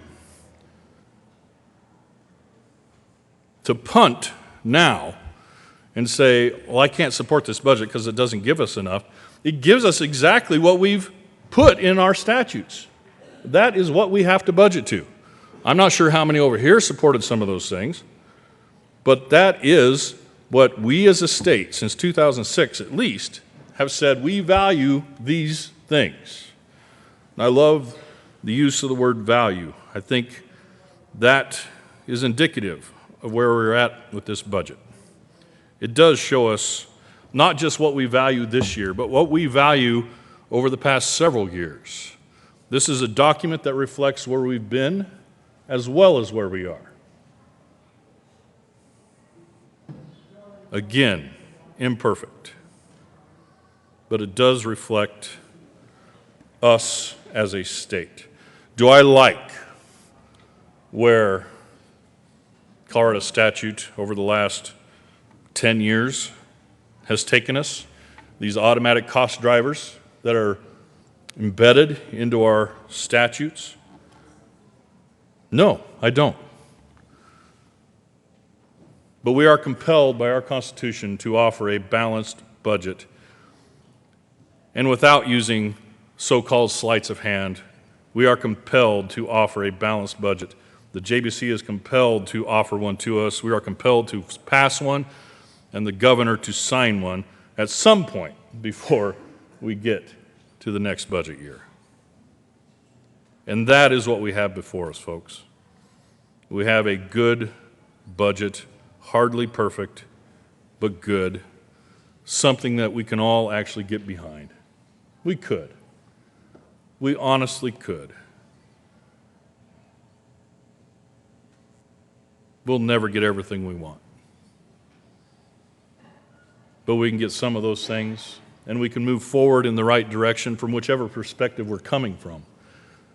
But we are budgeting to the past, for the future. We try our best. We thank the JBC as always. And I think for the most part we actually mean that, Mr. Chair. And we thank you guys again.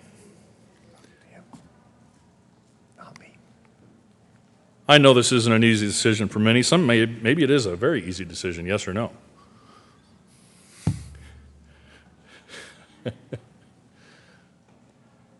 But I implore you,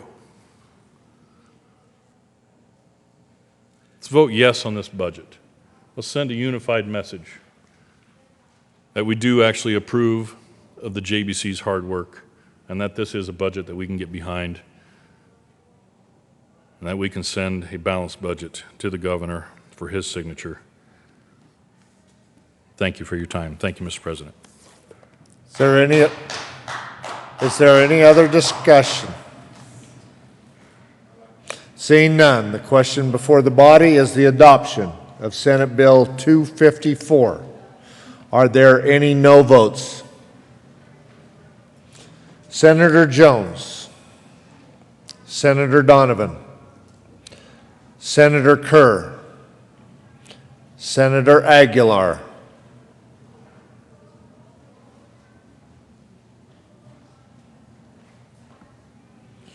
with 31 ayes, 4, Senator Hill. Any other no votes? With 30 ayes, 5 noes, 0 absent, 0 excused, Senate Bill 254 is adopted. Co-sponsors. Senator John. Mr. President, Senator Crowder, Senator Tate, Senator Martinez-Humanic,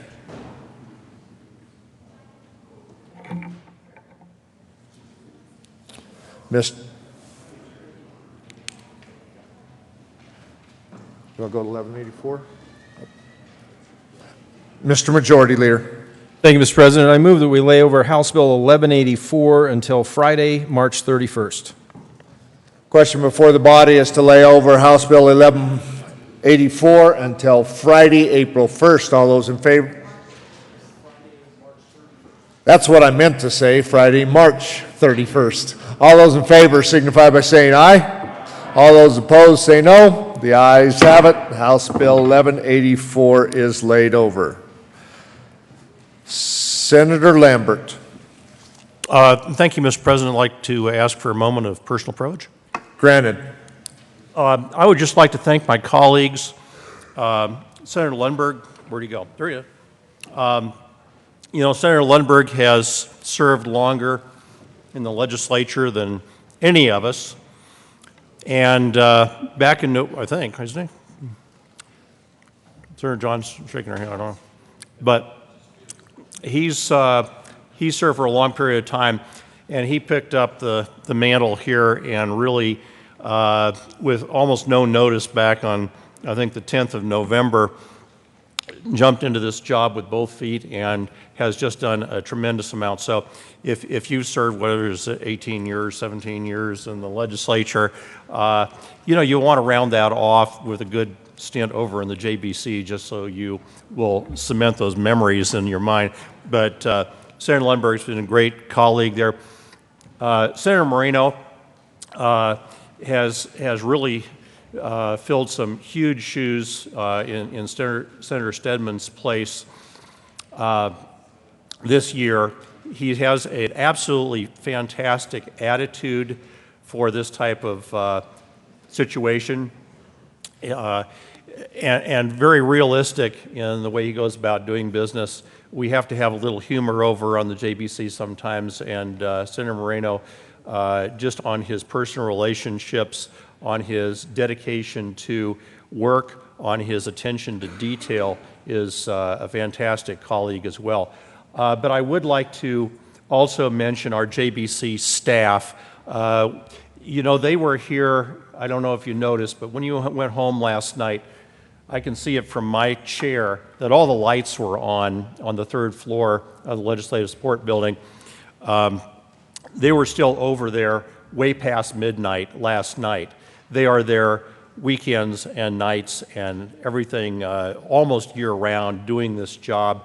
I would like to recognize our director, John Ziegler, who was our special advisor to the majority. Also Kevin Neiman, who is our advisor to the minority.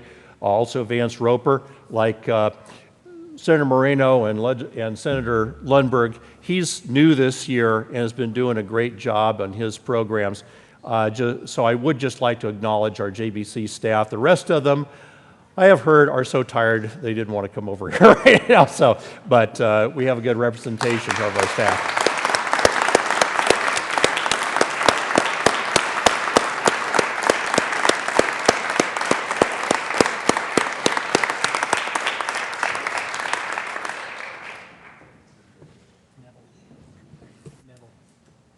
General order, second reading of bills. Senator Neville. Thank you, Mr. President. I move that the Senate resolve itself in the Committee of the Whole for the consideration of General Order's second reading of bills. Motion for the body is to resolve itself in the Committee of the Whole for consideration of the General Order's second reading of bills calendar. All those in favor say aye. Aye. All opposed, no. The ayes have it, and the motion is adopted, and the Senate will resolve itself in the Committee of the Whole for consideration of the General Order's second reading of bills calendar. Senator Neville will take the chair.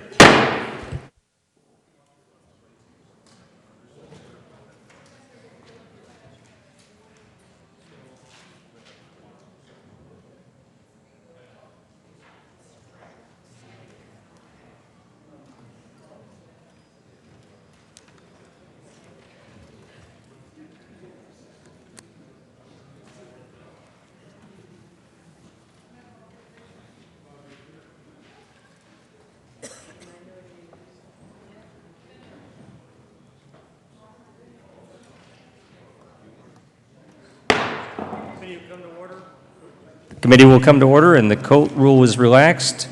Mr. Carpenter, would you please read the title of House Bill 1138?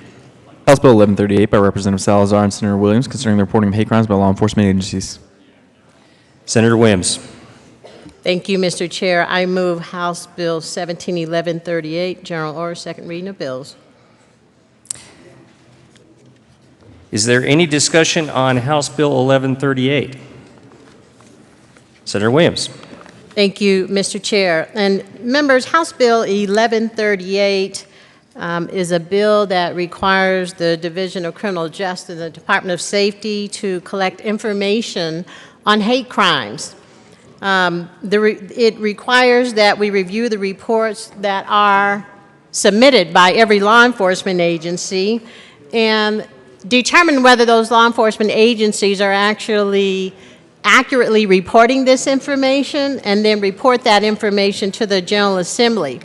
Currently, the information is being reported to the Department of Public Safety, and it just goes into a black hole. And with the rising hate crimes that are occurring across the country and in our state, I think it's time for us to see if we have any trends occurring in our state. You received an article of hate crime on your desk. And what's important is that we have incontinuity of the law enforcement agencies who report this information, so we want to get some continuity there. And what is not tracked right now are the hateful messages that are spray painted on cars. You've seen those on the news. In my district, we have had paintings of hate at schools on public property. So I believe that this is a good bill. There is no fiscal note on it, but I do believe it's important for us to start tracking this information to see if we have any trends going on in our state. And I ask you for an aye vote. Is there further discussion on House Bill 1138? Seeing none, the motion before the body is the adoption of House Bill 1138. All those in favor say aye. Aye. Those opposed, no. The ayes have it. House Bill 1138 is adopted. Will the clerk please, Mr. Carpenter, please read the title of Senate Bill 232. Senate Bill 232 by Senator Finberg and Representative Rosenthal concerning continuation on the Sunset Law of the Bingo Raffle Advisory Board in connection therewith implementing the recommendations of the 2016 Sunset Report of the Department of Regulatory Agencies. Senator Finberg. Thank you, Mr. Chair. I move Senate Bill 232 and the State Veterans Military Affairs Committee report. To the committee report. Thank you, Mr. Chair. State Affairs made a couple of amendments. One, as you'll see in your committee report, was a very long one. However, it's only long because we were moving the section of statute from Title 12 to Title, I believe, 24 as part of the general trend to moving a lot of the Secretary of State related statute to a new title. And we also made a couple of other smaller amendments that are within there. Is there any further discussion on the committee report? Seeing none, the motion before the body is the adoption of the State Veteran and Military Committee report. Those in favor say aye. Those opposed, no. The ayes have it, and the committee report is adopted. Senator, to the bill. Thank you, Mr. Chair. Members, we decided some very important issues last night and this morning. However, I believe Senate Bill 232 is why we are all sent here to this honorable chamber.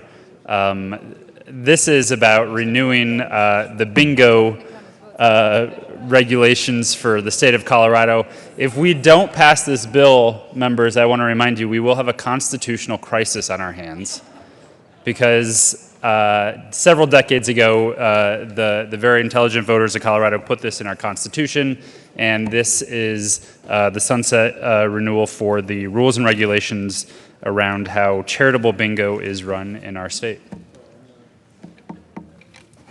Is there further discussion? Senator Lambert. Thank you, Mr. Chair, and actually, it's not too far from that. A couple of years ago, the Secretary of State, I was over in the House on the House State Affairs Committee, and he came to me and said, hey, I'd like you to run this little bill that would move the bingo raffle division out of the Secretary of State over to the Department of Revenue. And being sort of a new legislator over there, I said, oh, okay. And we actually did get it on the ballot, and then we got slaughtered on the ballot for that move. And so this does create a constitutional crisis. If you oppose the overwhelming forces in favor of leaving bingo raffle in under the Secretary of State. So I feel your pain on this. This is, it gets pretty messy. I think I've had about maybe 5 or 6 referenda that I've sponsored that actually, but not that many, maybe 4 that got onto the ballot and were actually passed, but that one got slaughtered. So don't mess with bingo raffle under the Secretary of State's office is my impression. There is an amendment on the desk. Would Mr. Carpenter please read the title of L011? Amendment L011 to Senate Bill 232 by Senator Hill, amend the State Veterans and Military Affairs Committee report dated March 27, 2017, page 29, strike line 29, subs 254. Senator Hill. Thank you, Mr. Chair. I move Amendment L011, which basically just increases the number of faces a player may play up to 54. Colleagues, we are not in danger of runaway bingo players here in Colorado. It is a constitutional provision. Let's give them the chance to play 54. Further discussion on Amendment 011? Seeing none, the motion before the body is the adoption of Amendment 011. Those in favor say aye. Those opposed, no. The ayes have it, and 011 is adopted. We have another amendment on the desk. Mr. Carpenter, please read the title of L010. Amendment L010 to Senate Bill 232 by Senator Fenberg, amend the State Veterans and Military Affairs Committee report dated March 27, 2017, page 9. Senator Fenberg. Thank you, Mr. Chair. Members, I move L010. To the amendment.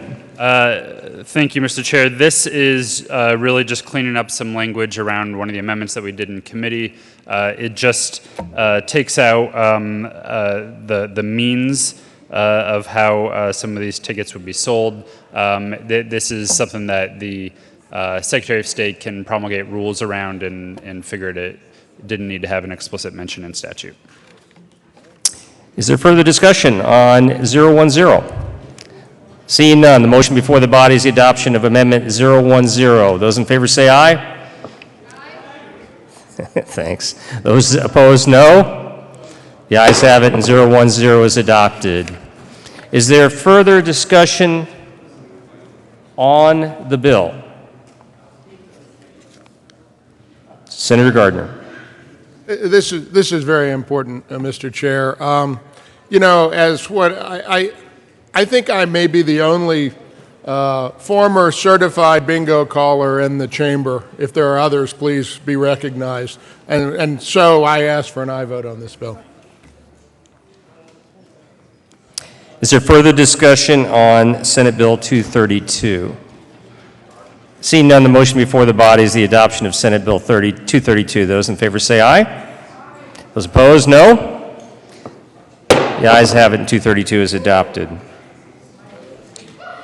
Mr. Carpenter, please read the title of Senate Bill 132. Senate Bill 132 by Senator Gardner and Representative Wisk concerning enactment of the revised Uniform Law and Notarial Acts as amended. Senator Gardner. Thank you, Mr. Chair. I move Senate Bill 132 and the Business, Labor, and Technology Committee report. To the report. Thank you, Mr. Chair.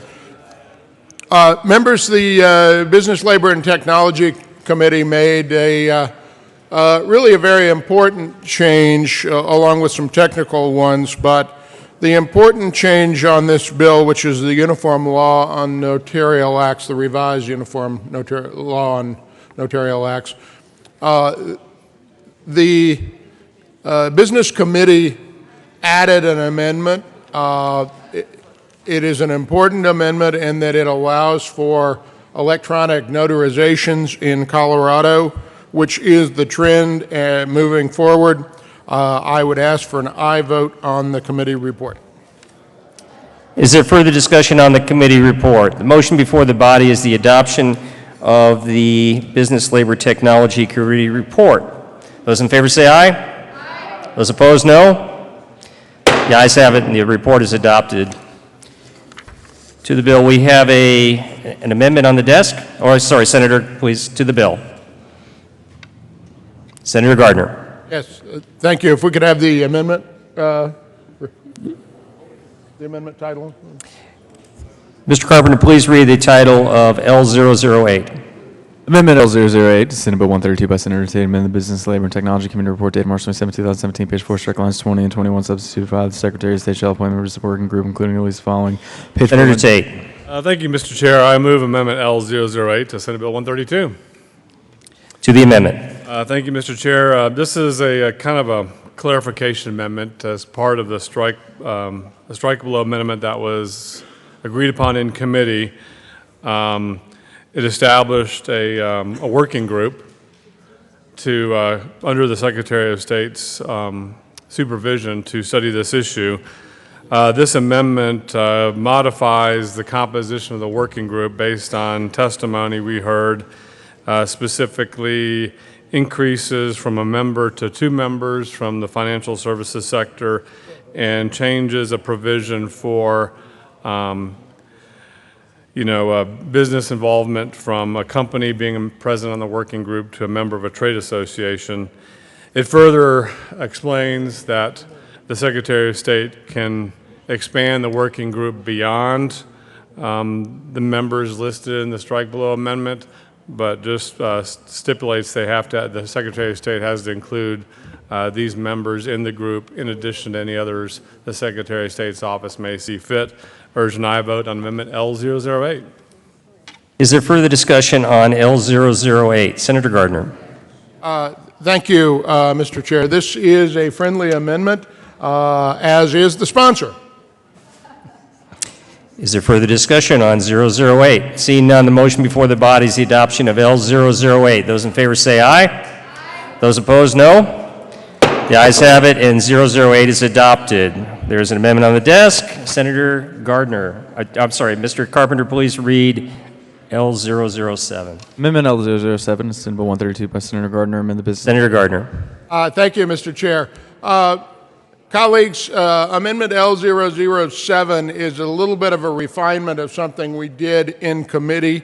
It involves the keeping of notarial journals. Senator Gardner, please move 007. My apologies, Mr. Chair. I move L007. Please continue. Thank you. So the amendment revises that procedure to conform with what is the current process and procedure for keeping journals by title companies. Again, this is a refinement on something that was done in committee that didn't quite get the conformance done. This does that. I ask for an aye vote. Is there further discussion on 007? Seeing none, the motion before the body is the adoption of Amendment 007. Those in favor say aye. Aye. Those opposed, no. The ayes have it. 007 is adopted. Senator Gardner. Thank you, Mr. Chair. We are to the bill as amended, members. This is an important bill. It is an important bill from the Uniform Law Commission in its original form, and as amended, it brings Colorado to the use of electronic notarizations, which is the trend, which is where the technology is going. This is a secure process, and I would ask for an aye vote. Is there further discussion? Senator Kagan. Thank you, Mr. Chair. I'd like to ask the sponsors, does this bill, if we should pass it as amended, have any impact on the restrictions we put on notaries before last year to make sure that they're not using the cloud of being a notary to actually practice the unauthorized practice of law? Senator Gardner. Thank you, and I appreciate the question from the senator from Arapahoe County.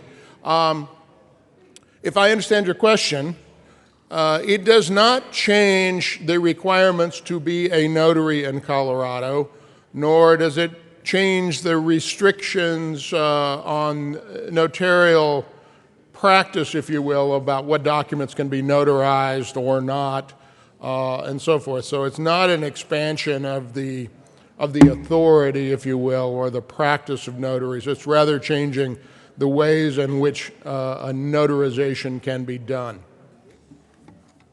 Senator Martinez-Humanic. Thank you, Mr. Chair. And this question is for the bill sponsors, but I wanted it to be in the chamber as well. As a former notary myself, we did have to keep very, very detailed records. And there was occasion when notaries from other states that I had talked to had inadvertently most of the time without their knowledge, actually notarized something that they shouldn't have, and they ended up in courts and lawsuits and losing most of their personal property because of something that they had done. And so my question to the bill sponsors is, since we have the digital age and we've got hackers out there, this is supposed to be secure, but there were times when I was notarizing documents, and it happened on more than one occasion, when I had somebody, an individual, who had documents that were not actually who they were. And so I want to make sure that this is going to be a system that is not going to put those notaries in jeopardy when they believe those documents to be true with the electronic version. Senator Gardner. Thank you, Mr. Chair, and I thank the senator from Thornton for her question. So where do I begin? Many have attacked the electronic notarization because of the dangers of fraud or something in the notarization. Well, the interesting thing is, as the senator from Thornton gives us an example, it's an example of fraud or mistake, misidentification happening in the current system. And so the argument against electronic notarization has been we can't do that because we might have bad notaries or people might do things. Well, this electronic notarization is highly secure. Since the question has been asked, let me talk about how the process works. A Colorado notary sitting in a location, perhaps his or her own living room with a Skype or FaceTime or similar kind of software, would respond to the person seeking notarization. Say it was a power of attorney. Now, that power of attorney presumably has been drawn up by them, or they might have used LegalZoom. Well, I don't know, Senator. But the document itself is the document that that person wishes to sign and have notarized. They wish to have that signature acknowledged. The notary, looking at them on this video connection, runs through a set of steps. Asks them to identify themselves, asks them to, on the screen, enter their name, their address, their social security number, and then to take a government ID and scan it front and back. Now, if you will take a look at your government ID driver's license, you'll see that there's a couple of strips on the back. So it's unique to you. Let me contrast this before I move on. Let me contrast. When you go to a notary at the mailboxes or any of those, which I have had to do sometimes with a client on a Sunday afternoon, the client leaving town. I need to get this notarized, need to get my document done. They hand their ID across, and the person there kind of looks at the picture and it kind of looks at them and says, okay, fine. I mean, if that's what you get. The document's signed, the stamp's done, it's put in the log, and off we go. Well, that's not sufficient for the electronic notary. The electronic notarization process then not only requires the scanning of your identification, but when you do that, it does a thing that I have to tell you is somewhat disturbing to me, but it is not the fault of electronic notary. It is the process that we all do if you do the signing of a car loan online or a mortgage online, or any other credit transactions. Based upon the information that the person seeking notarization has provided, which is their ID, their name, their social security number, that person then, to verify their identity, and by the way, the notary is not required to accept that identity, like any other notary could say, well, that isn't good enough, I'm not comfortable. But they ask you 5 questions, and the alarming thing about this is, I've done one of these for a car loan I did online. They ask you a question like, which one of these 5 addresses did you live at in the past 20 years? And when I did this, I had to look and search back in my memory, was that the right address? And then they ask you, which one of these cars did you not own in the past 5 years, which for me, with having had teenagers and so forth, I really had to struggle to do that. And then they ask you a question that'll be along the lines of, which one of these people are you related or closely associated with? And you know, your brother's name comes up and your child's name comes up, or they say, who is not someone known to you? And you end up with 5 questions that not even your own family member could probably answer for you. That is the verification of identity. I have to tell you, when you do a notarization in person and you just kind of walk into one of the places that will do them for you, you'll not get that kind of a screen. It is at that point that the document is signed while you're in contact with the notary. He or she sees that, you scan it, you send that to them, the notarization is done, the document is returned to you, all with video contact at the time. Now, could you suddenly be hacked into in the middle of that transaction? Well, that sort of actually sort of stretches credulity, but if you did, it would become obvious because you'd be notarizing a document that went elsewhere. It would be a fairly aggressive and expensive way to get notarial fraud when in fact we have 84,000 notaries in Colorado, and I believe that the horror stories about in-person notarizations are legion because I've heard a lot of them. So that is a rather long answer, but it is an answer to the senator from Thornton's question about the security of these documents, which I would have been happy to explain offline. I ask for an aye vote. Is there any further discussion on Senate Bill 132? Seeing none, the motion before the body is the adoption of Senate Bill 132. Those in favor say aye. Those opposed, no. The ayes have it, and the bill is adopted.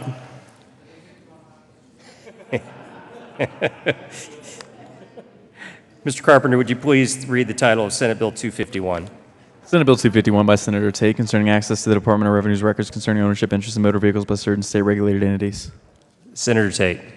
Thank you, Mr. Chair. I move Senate Bill 251 and the Business and Labor Committee report, please. To the committee report. In the committee, we amended the bill in 2 ways. We had a slight technical amendment related to where the fees would go that are paid and that's associated with this bill. And then secondly, we had a amendment related to odometer readings that I now have amending remorse on.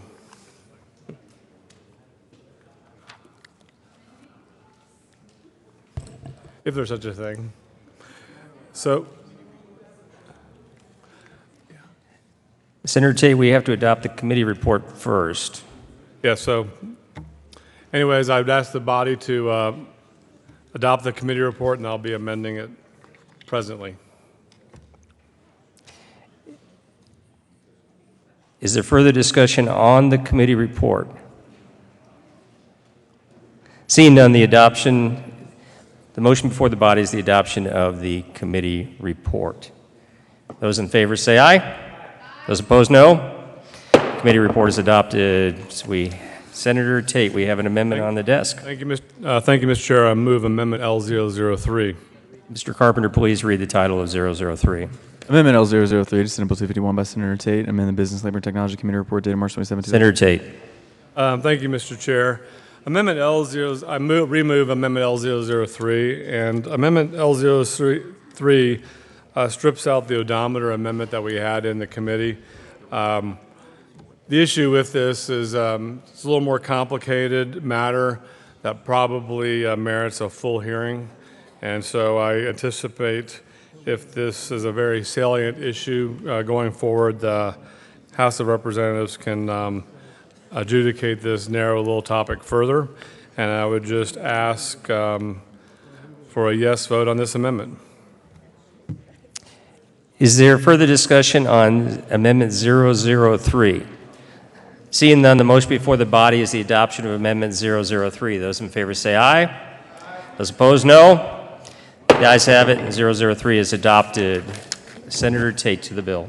Thank you, Mr. Chair. This is an efficiency bill and helps insurers and salvage pool representatives resolve insurance claims. Currently, representatives of these industries have to physically go to the DMV and stand in line to request owner and lien holder information. They're limited to how many records they can get at one time. And so as you might imagine, it's a fairly time-consuming bureaucratic process. Funny thing is, here in the state, we have a database that other industries use to access the same information. This bill merely allows the former industries to which I referred to have access to that same information. Urge and I vote. Thank you. Is there further discussion? Seeing none, the motion before the body is the adoption of Senate Bill 251. Those in favor say aye. Those opposed, no. The ayes have it. 251 is adopted. Majority Leader Holbert. Thank you, Mr. Chairman. I move that we lay over Senate Bill 247 until Friday, March 31st. The motion before the body is to lay over Senate Bill 247 to Friday, April 1st. Those in favor, I'm sorry, March 31st. Tomorrow. Friday, March 31st. Mañana.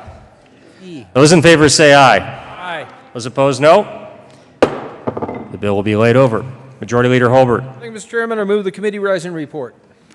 The motion before the body is to rise and report. All those in favor say aye. Those opposed, no. The committee will rise and report.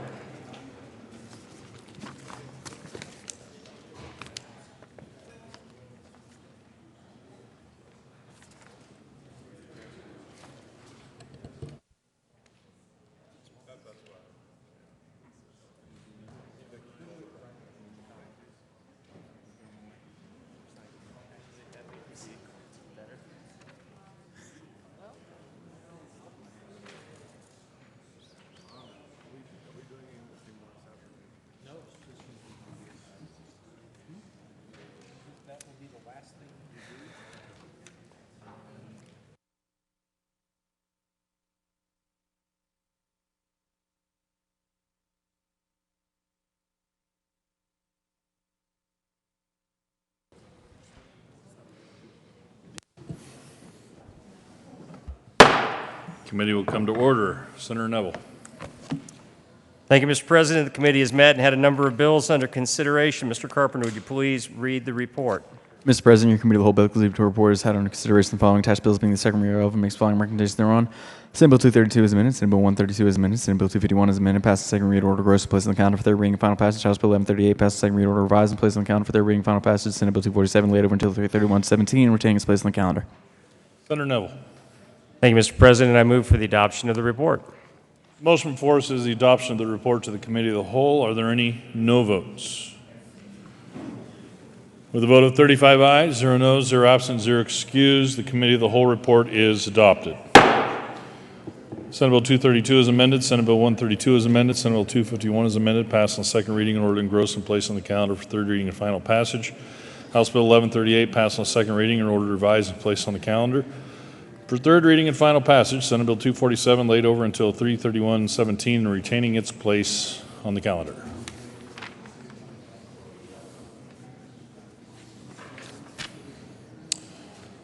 Consideration of resolutions. Senator Holbert. Thank you, Mr. President. I move that we lay over Senate Joint Resolution 27 until tomorrow, Friday, March 31st. Motion is to lay over Senate Joint Resolution 27 till Friday, March 31st. All those in favor say aye. Aye. All opposed, no. The ayes have it, and Senate Joint Resolution 27 will be laid over. Consideration of House amendments to Senate bills. Mr. Carpenter, please read the title to Senate Bill 112. Senate Bill 112 by Senator Neville and Representative Pabon concerning clarification of the effect of statutes and limitations on the dispute resolution process when a taxpayer owes sales or use tax from a local government but has erroneously paid the dispute or tax to another local government. Senator Neville. Thank you, Mr. President. I move that we concur with the House amendment.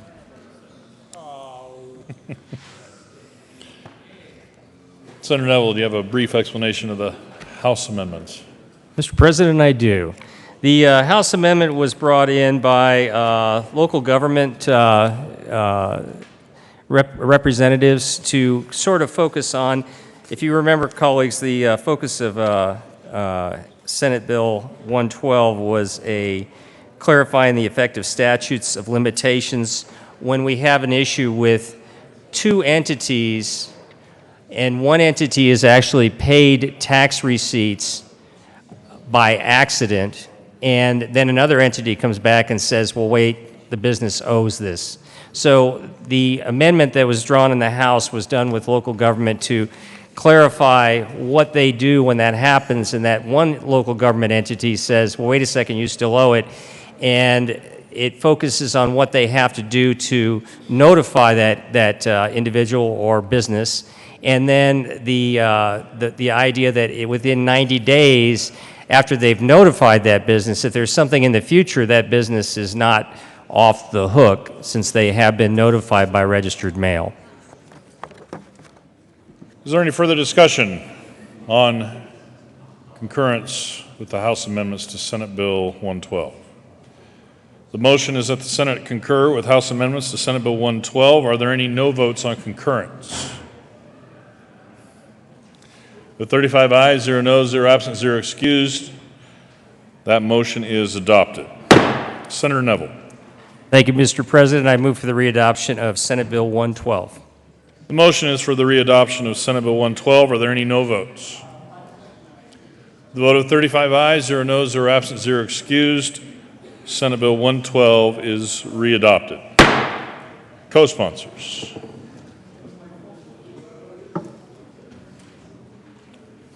You're already on. Senator Cook. You're already on. Majority Leader Holbert's already on. You're already on. Good. You're on.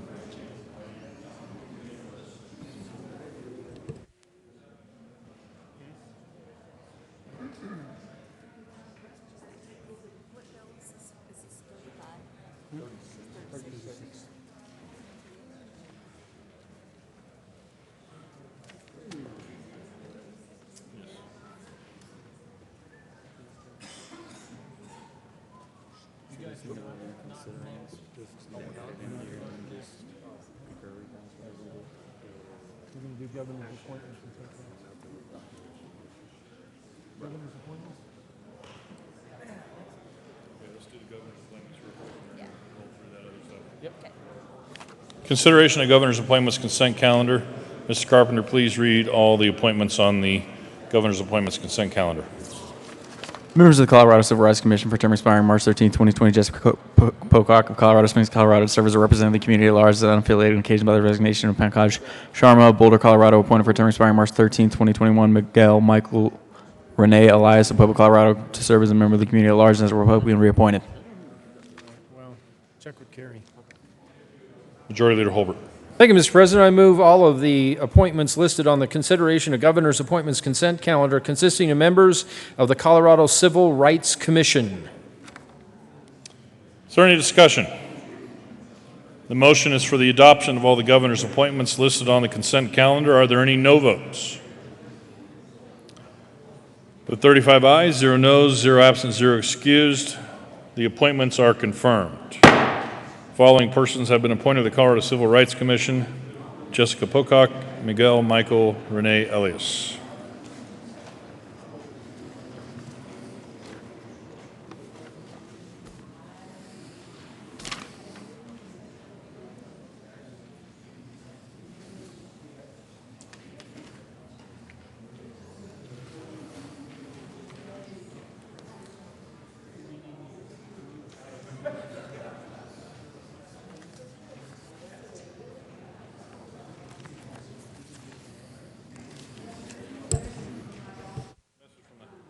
Message from the House. The House has passed on third reading, transmitted, revised statutes, House Bill 1230 is amended, printed in the House Journal, March 30th, 2017. Senator Quorum. Thank you, Mr. President. Having voted on the prevailing side, I move for the reconsideration of Senate Bill 36 and ask that we reject the forming of a conference committee.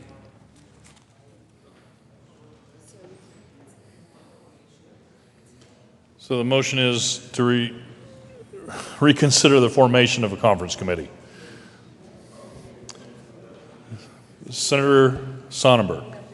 Thank you, Mr. President. We will do a reconsideration of the motion to have conference committee. Then we'll do a reconsideration of the concurring where we did not concur with the House. Here's the issue. After having a conversation with the majority leader yesterday in the House,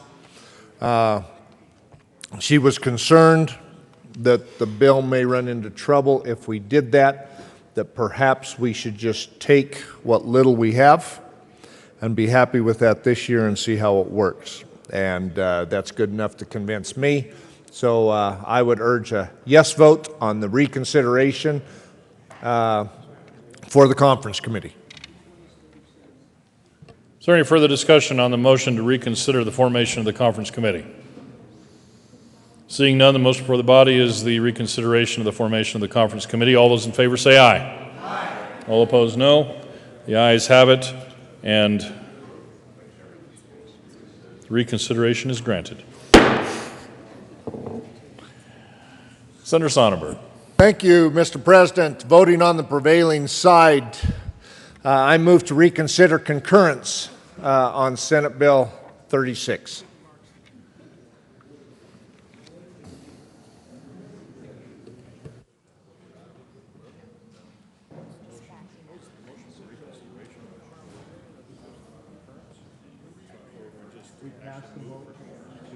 The motion failed for concurrence, and then we went to The motion is for reconsideration of concurrence on Senate Bill 36. Is there any further discussion? Seeing none, the motion before the body is for reconsideration on concurrence for Senate Bill 36. All those in favor say aye. Aye. All opposed, no. The ayes have it, and reconsideration is granted. Senator Quorum. Thank you, Mr. President. I move for concurrence on Senate Bill 36. Is there any further discussion?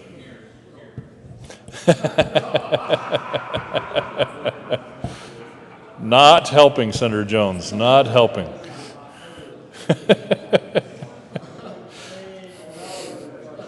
Motion before the body is to concur with House amendments to Senate Bill 36. Is there any discussion? Seeing none, all those in favor say aye. Aye. Oh, is this a ayes and this is a no vote? Are there any no votes to the motion for concurrence? Seeing none. With 35 ayes, 0 noes, 0 absent, 0 excused, the Senate concurs with House amendments to Senate Bill 36.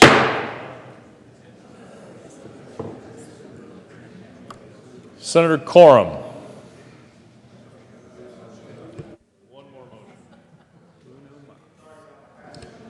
Senator Quorum. Thank you. I would move that the current roll call be added as co-sponsors. Could you move for re-adoption of Senate Bill 36? I didn't. Get up there. Senator Quorum.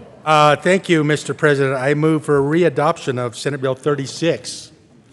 The motion before the body is the re-adoption of Senate Bill 36. All those, no, are there any no votes? With a vote of 35 ayes, 0 noes, 0 absent, 0 excused, Senate Bill 36 is re-adopted. Co-sponsors.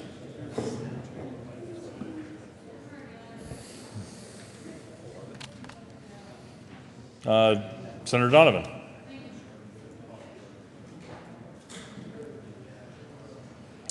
Senator Kagan.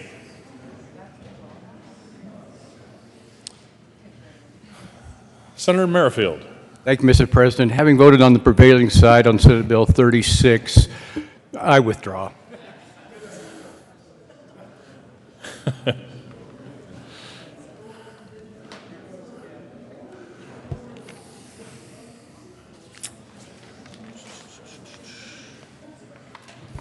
What other fun can we have today?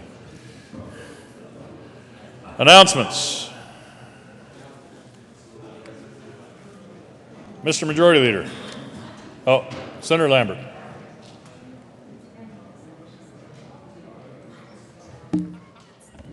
Thank you, Mr. President. The Joint Budget Committee will not be meeting this afternoon. Thank you.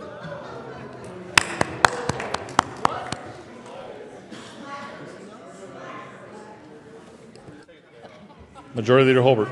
Thank you, Mr. President. I move that you call the Capitol Choir to the well, Mr. President. Aha. Where's the motion sheet? That's got to be on there. It's not on there. Call the Capitol Choir to the well, Mr. President. Will the Senate choir, Or the will the Senate choir please assemble in the well for the purpose of victimizing another?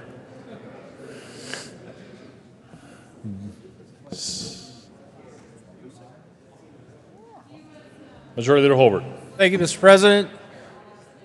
I'd like to point out that Sergeant Ted Abad's birthday happens to be today. And I move that the Senate choir sing happy birthday to our sergeant, Mr. President. The sergeant is not exempt. He must come down and face the choir in the center aisle. It's going to be hard. Choir, if you please. Birthday to you. Happy birthday to you. Happy birthday, dear Sergeant Abed.